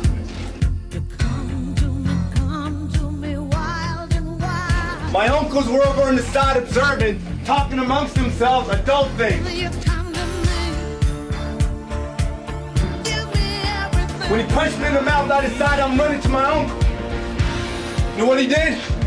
He pushed me back to him. I went back, he punched me in my mouth again. I ran to my uncle, looking for protection. Needed a big bro to protect me. He pushed me back again. And you know what I did? I faced him in the eye. And I said, my uncle's not going to help me. So I punched him in the face. And then I looked him in the eye and I said, then what? Now what? Now what? Now what are you gonna do? You're simply the best. Better than all the rest. 8:32 in the morning. It is the Nielson Show. Thank you very much for being here today. Joining me today at Boston Pizza. And Tommy's sick, so he's not going to be able to join me at Boston Pizza today. So I'll be flying solo at BP's today. Can he still join your remote? Yeah, he said he's sick. So, put him up on your phone and have him just sitting next to you. Yeah. So anyway, if you swing by Boston Pizza today, maybe I'll bring you on the oil stream with me. We'll just hit a bunch of different fans' opinions today on the oil stream. I don't mind that. It's not actually the worst idea in the world. I'll be at the Nemeo Boston Pizza today from 11 to 1 for Lock Shop and oil stream. Call it the People's Show. The People's Show. The state of the people. Maybe that could be something that we could possibly do. Anyway, I'll be there today at the Mail Boston Pizza. I'll be there for the Lock Shop and the oil stream today from 11 until 1. You can text us anytime, 780-218-9999, 780-218-9999. Lieutenant Air's weekly rankings of power coming up. Marmot Basin Snow Report. The rap from William Huff will revisit our EST short, The Chamber, that we premiered in the 6 o'clock hour today. So we'll get to that. But right now we got Greg Wyshynski from ESPN and of course, the United States of America, which we haven't had a chance to chat with Greg since his nation totally blew it at home.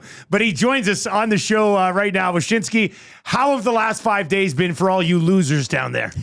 I just, it's come to light for me that the worst thing about the U.S. losing in the Four Nations final is like me having to eat shit on every podcast that I go on every week and every radio show and every media appearance. I realized that I've hoisted myself on my own petard with the jingoistic patriotism I exude in every hit about how great USA hockey is. But I don't know, like the Kachucks get to go on like the Tonight Show, and I have to come on all these shows and just like get smacked around. I don't think Jimmy Fallon asked Matt Kachuk, like, so did it suck losing to Canada? Like, how'd you guys let that happen? I think with that being said, it wasn't a great hit anyway, but still, it's not the tough ride that you had. Brandon Hagel said that you fight for the cameras, but he fights for the flag. What do you have to say about that? No, nothing like that. It's very straightforward. Nice on the spot Jimmy Fallon impression. That was good. Hey, you know what? So, being down there in Boston for a few days and obviously going to the game in a Team Canada jersey and taking a ton of chirps, people were very much emotionally invested in this thing. The ratings were great. What do you expect to come from this south of the border? Like, does this carry over for the rest of the National Hockey League season, this buzz that was so very apparent over the last couple of weeks? It's fun. It's funny. I mean, how much did you take at that game, man? I felt like it was like 65-35 US fans at that championship game. Well, I was in a suite in that McDavid jersey. It was kind of, I was in a suite with all Canadians. So mind you, we had some Americans in the suite next to us, and there's some pretty mean things being said back and forth. But like for about an hour before the game, just being outside and around, we were trying to keep track of it. We lost track somewhere between 9 and 12 51st state burns. Like there was a lot of those. But once I got into the rink, we were up tight. It was fine after that. But Lieutenant Eric, sweet. I mean, Dustin, did you drop your spoonful of caviar when? Yeah, exactly. You should have saw his hotel room. Actually, I did have a sick hotel room too. It was a really nice trip. I don't know how it just worked out for answer me. Question. I mean, obviously, it's had a huge effect down here. It was funny the other day. My wife and I had a disagreement about whether the Kachucks have become synonymous with USA Hockey.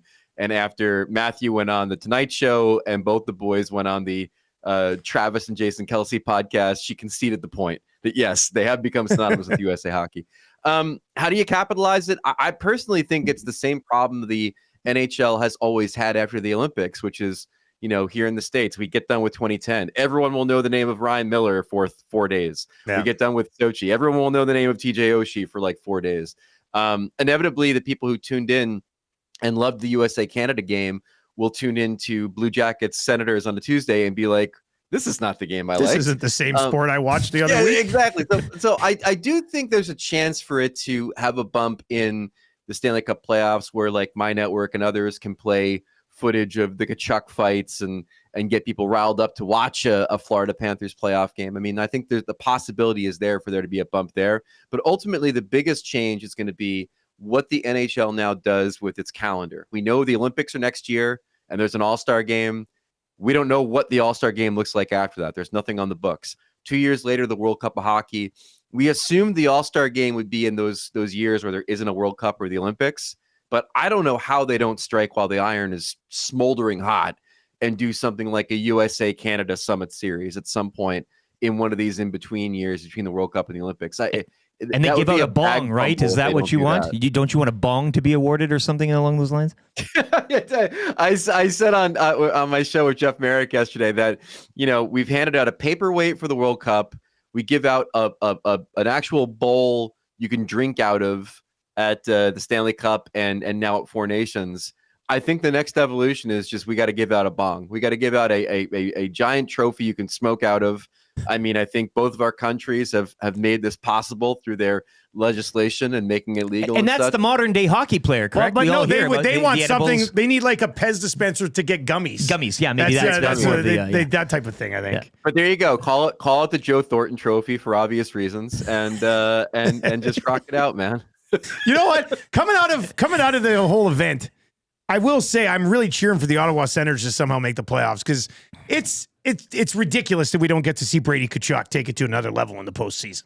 My God, was he great. It's fun right now, Dustin, because like if you look at the way the Eastern Conference is shaken out, there is a better than good chance that we could end up with the Battle of Florida in the first round and the Battle of Ontario in the first round in the Eastern Conference playoffs, because the Leafs and Senators, they kind of seem like they might be on a collision course with the division winner and the wild card, with Tkachuk being out for the Panthers for a little bit. Maybe they take a little fade back to that 2-3 series against the Lightning.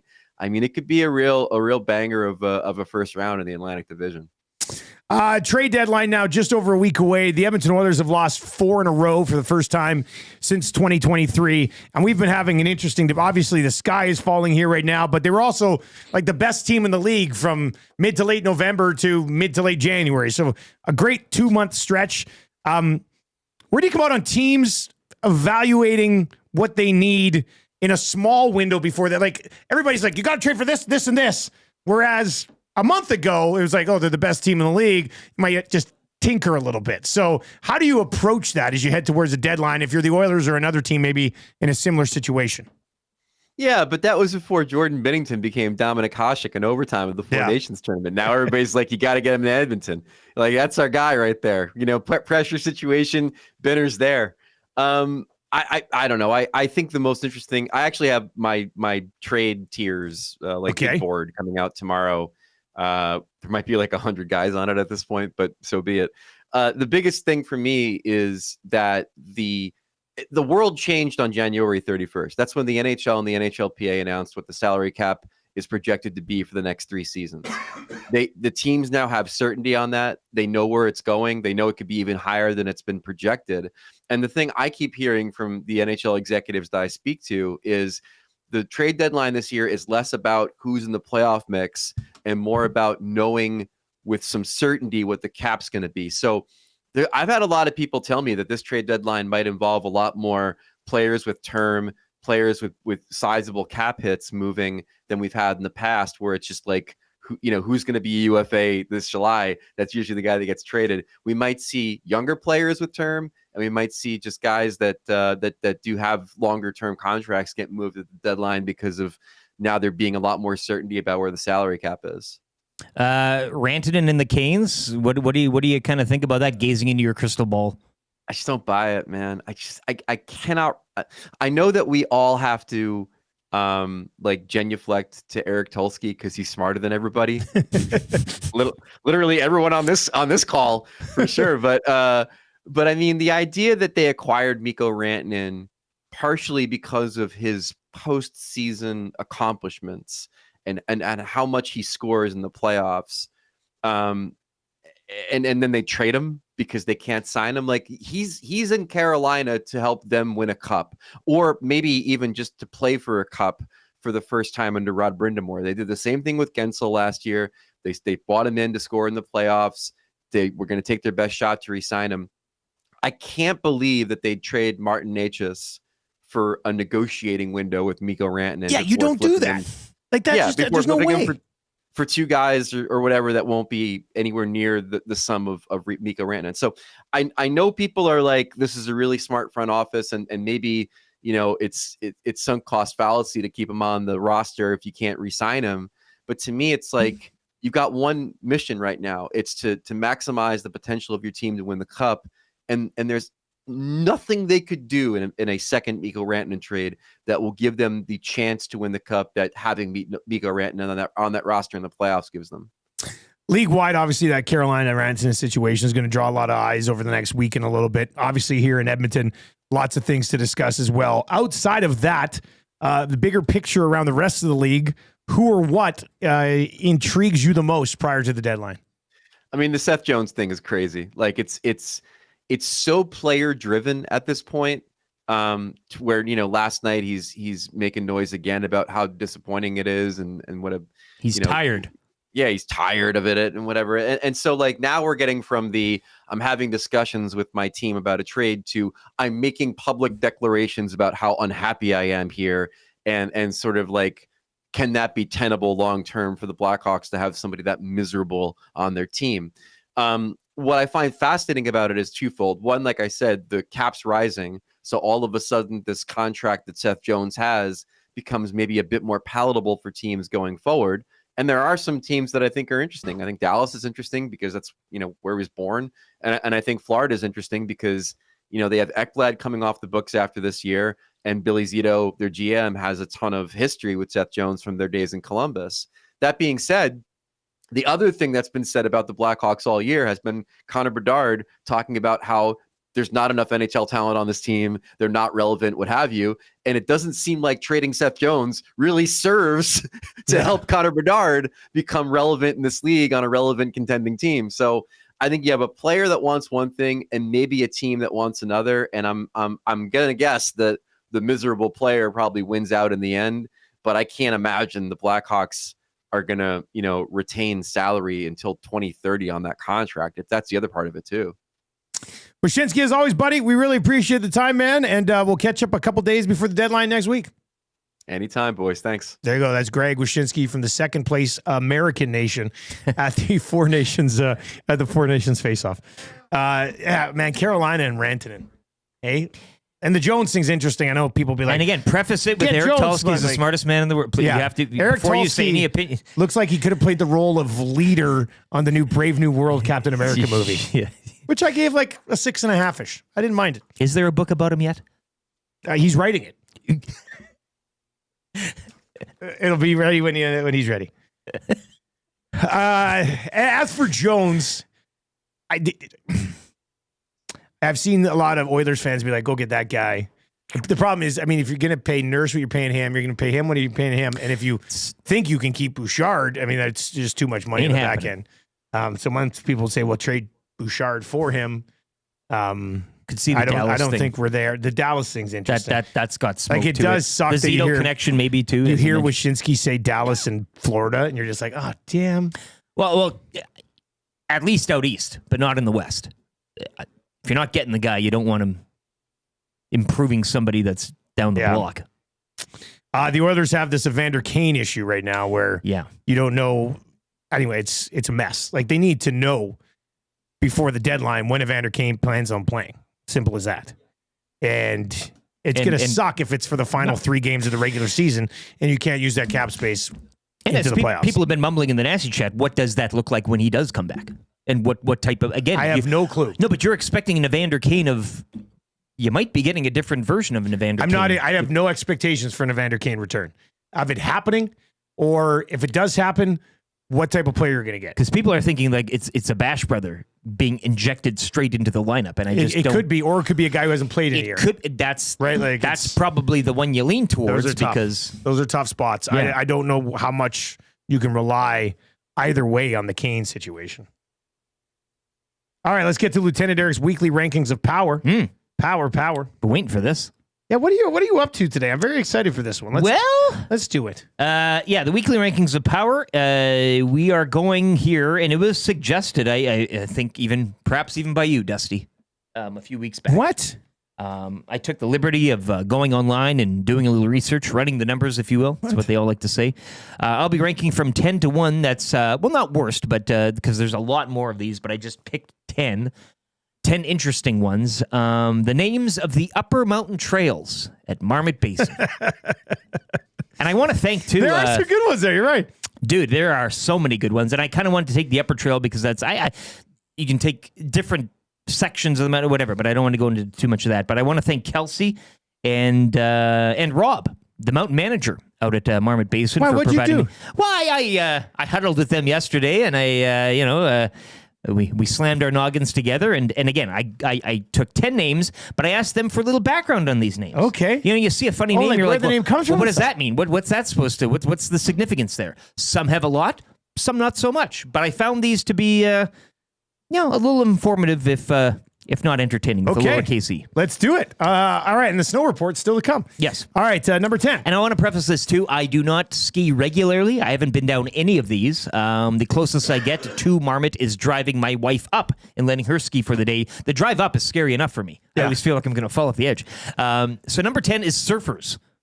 You would like this one. Hey, it's just surfers.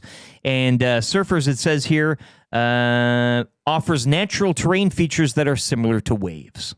So much like the corduroy, it's the terrain that mirrors waves. So I like surfing, that movie you like so much. Point Break, both of them. Yeah. Mostly the first one, but I didn't hate the second one. Number 9. Milk Run. Yes. Now, you might think that the Milk Run, I'm assuming you stop partway down, have a glass of milk, and keep going. Yeah. This says right here, goes on and on. Milk it. Oh, man. So this is a longer milk run. Like 2 points. Number 8. Willie's Way. And not with a Y, with an I. Willie's Way. And this has to be a phrase thing. Yeah. Named after Willie Pfisterer. And his last name is spelled Pfisterer. No, it's not. Pfisterer. I refuse. Pfisterer. Willie Pfisterer. Sounds like an old stuff. He was also instrumental in the early days of Marmot Basin from an Avalanche tech perspective. So it's like a legacy name. I was then sent a link, and I'm going to click on it right now. Book shares story of Pfisterer's remarkable life. So there's a book here. Yeah. And it's only number 8 on the list? Only number 8 on the list. All right. Number 7. No Show. This one is probably the most interesting. So you would hear No Show. Yeah. I don't know what comes across your mind, if anything. Well, I would think that the person who goes on this doesn't show up again because they die. I'm told here, from Kelsey and Rob, we were to be visited by the Pope the year this run was developed, but he ended up changing his plans. Otherwise, the run would likely have been given a different name. So it's named because the Pope no-showed? I love it. These guys at Marmot are very cool. That's pub trivia there, if I've ever heard that's a it. good one. All right, number 6. Punch Bowl. Okay. Bowl-shaped packs a punch. Okay, that makes sense. It's a very short descriptor here, yeah. Number 5. Number 5, Tres Hombres. We said this we yesterday. mentioned that. Yeah, I think one of the it's a newer feature as well. But look up, and I don't have to look this up. But ZZ Top's 1973 album, just a classic. He says one of their best. I would say probably the best. Tied in with the 3 dudes who were known to first ski the run back in 1973 as well. God. So Tres Hombres. Tres is 3. Tres Hombres. Yeah, 3. That's right. Yeah, 3. But it's 3 number hombres. 5 on this list. Yeah. All right, Wouldn't that be something? number 4. Number 4, Little Chicago. You were in Chicago recently, eh? Didn't get the hot dogs. I didn't. You play this one fast and loose. Oh, like Little Chicago, playing it fast and loose in Chicago. Yeah, I get that. That makes sense. Just look at that. All right, number 3. Kiefer's Dream. Oh, this has to be a Kiefer Sutherland thing. Yeah? Named after Wayne Kiefer. Oh, come on! Who was one of the fellows who originally helped develop Marmot into a ski area back in the 60s. Okay. Makes sense. So. I thought there was a great Kiefer Sutherland story coming in. Yeah. All right, number 2. Gun Sight. Oh, geez. Offers views of our Avalauncher gun used in AVI mitigation. Oh, makes sense. So the... I like how they refer to avalanches as Avies. But the Avalauncher? Yeah, that's a cool thing. That's a neat... That's like that Donaire gun they've got. Donaire Force 1 at the ring. All right, number 1. And the number 1 in the Upper Mountain Trails up at Marmot Basin, Holy Guacamole. Yeah. What's this one about? Just a silly name tied to Tres Hombres. No real story. Oh, okay. But it's just saying it. I mean, when you ski down, you got to yell, Holy Guacamole. Holy Guacamole. Let's tie this into your snow report.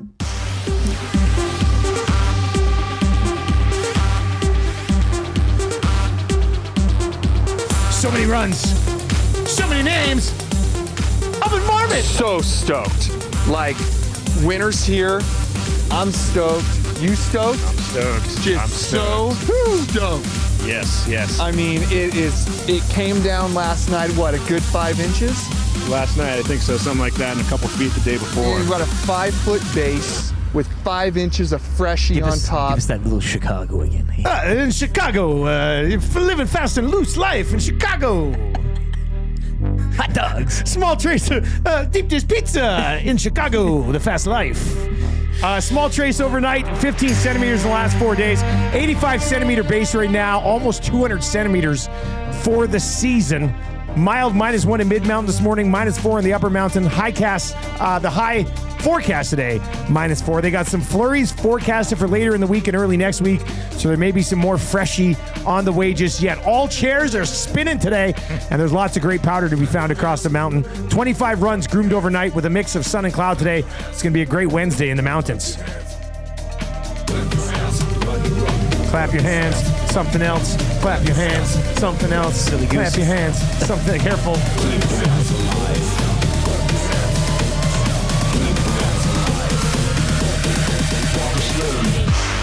Makes my day. Thumb. Click, click, click. Must you click? Please, please click. Must you click? You must click. Thumb. It's kind of on beat. SkiMarmot.com. Yeah, it kind of worked.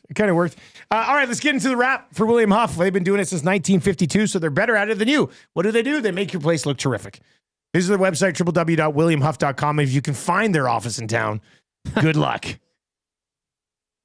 Corey B with an interesting idea, too, in terms of rap yesterday. I don't know if you saw that. Oh, yeah. text. Wants to wrap his vehicle or something. That would be cool. I like that idea. The old cruiser. Yeah, why not? Drive around town handing out Nong-Shim noodles. Yeah, that's not bad. All right, let's sound of the day today. Should we just rerun the chamber? Yeah. Let's just do the chamber. We'll fit it in here, and then we'll give you a text of the day quickly to the chamber. On the other side. This is our second EST short.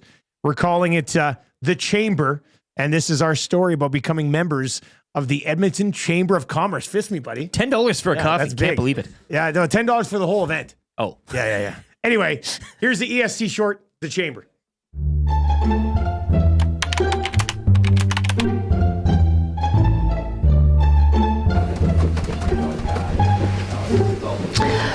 Yeah, it's a pretty big day around here. Okay. Yeah, that's excellent. Yeah, I understand. Awesome. Okay. Thank you very much. Boys, we're in. When Dusty told us we'd be voted in by secret ballot, I was stunned. I can't confirm that it actually was a secret ballot, but I can't confirm that it wasn't. So it's one of those yin-yang things, right? Chambers are pretty exclusive, so I was quick to believe the secret ballot theory. I wasn't even sure if I was supposed to know about the ballot, because it's a secret. Come here. This is like the caramel secret. The chamber's like the chocolate. We're the caramel. How did we get in? Think about it. In the end, it doesn't matter how we got in. What matters is that we are in, and we should have a secret map to the chamber arriving any day now. I remember when I graduated high school, my teachers told me I would never work for a company that had access to the chamber. Well, 34 years later, who's laughing now, Ms. Jablonski?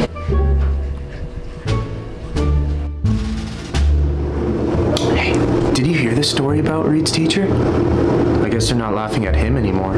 Yeah, when I heard the thing about Reed's teachers doubting him, I just assumed that they had no idea what the Chamber of Commerce actually is. I've only been here for 6 months, but from the moment I started, I knew the practice chamber we've been working on would pay off.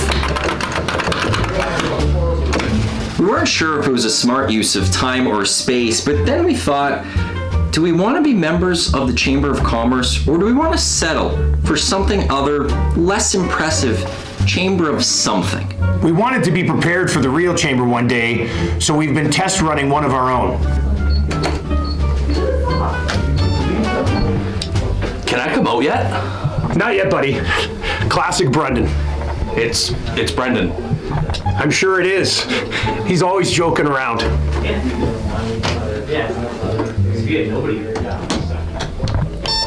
I did 2 months running commerce in the chamber, and it's made me a better man. Brendan doesn't know how lucky he is. I hope he's the first one to see the map. I'm excited to finally get a glimpse to this map to the chamber. I've been doing the show with Reed for a half a year now, and every day when we wrap things up, he always asks me if I want to stick around and draw little maps to the chamber. I've been drawing these for about 3 years, and to think I'm finally going to get to lay my eyes on the real thing, it makes my day. Come on, Gager. Sometimes Reed comes over to my place just to show me the maps that he's working on. One of his maps actually led me right to the Italian center shop. I heard a rumor that if you stare at one of Reed's maps long enough, you'll see the original Mona Lisa. And I heard Mona Lisa is one of the founding members of the chamber. Don't tell anyone I said that. I suggested to Reed that he should hang the maps on one of the walls, but he's such a team guy, he didn't want others to get jealous. Some people are great at drawing maps, some people aren't.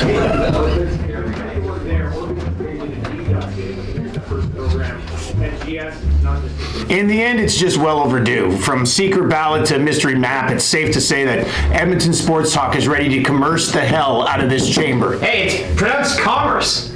Yeah, that's what I said, commerce. These guys are idiots. There is no physical map to the Chamber of Commerce. I work in finance. I know these things. You get a one-time code to your mobile device, and it self-destructs after 10 seconds.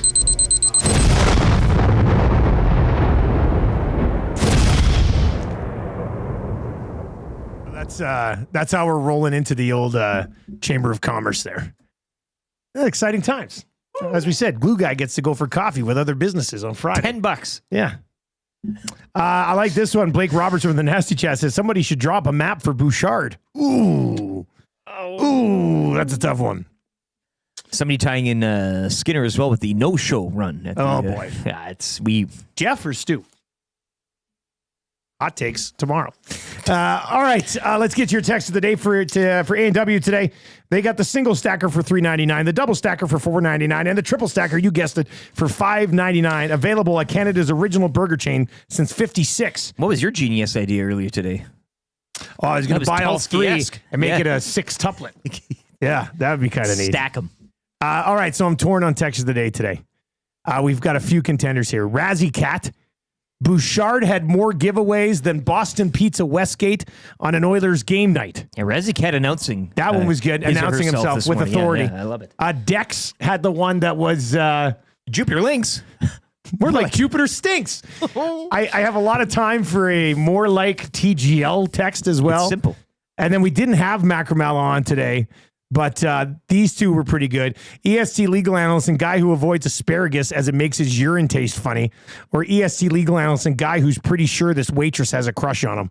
Are we going? I think we're going because Macramalla didn't show. He don't show today. It's like playing the Connor Brown goal song after he didn't score. I know. I had to do that. Are we going Bouchard giveaways or Jupiter stinks? You will be at Boston Pizza later today. I will be for lunch today. There's a tie in there. There's a tie in there. Let's do it.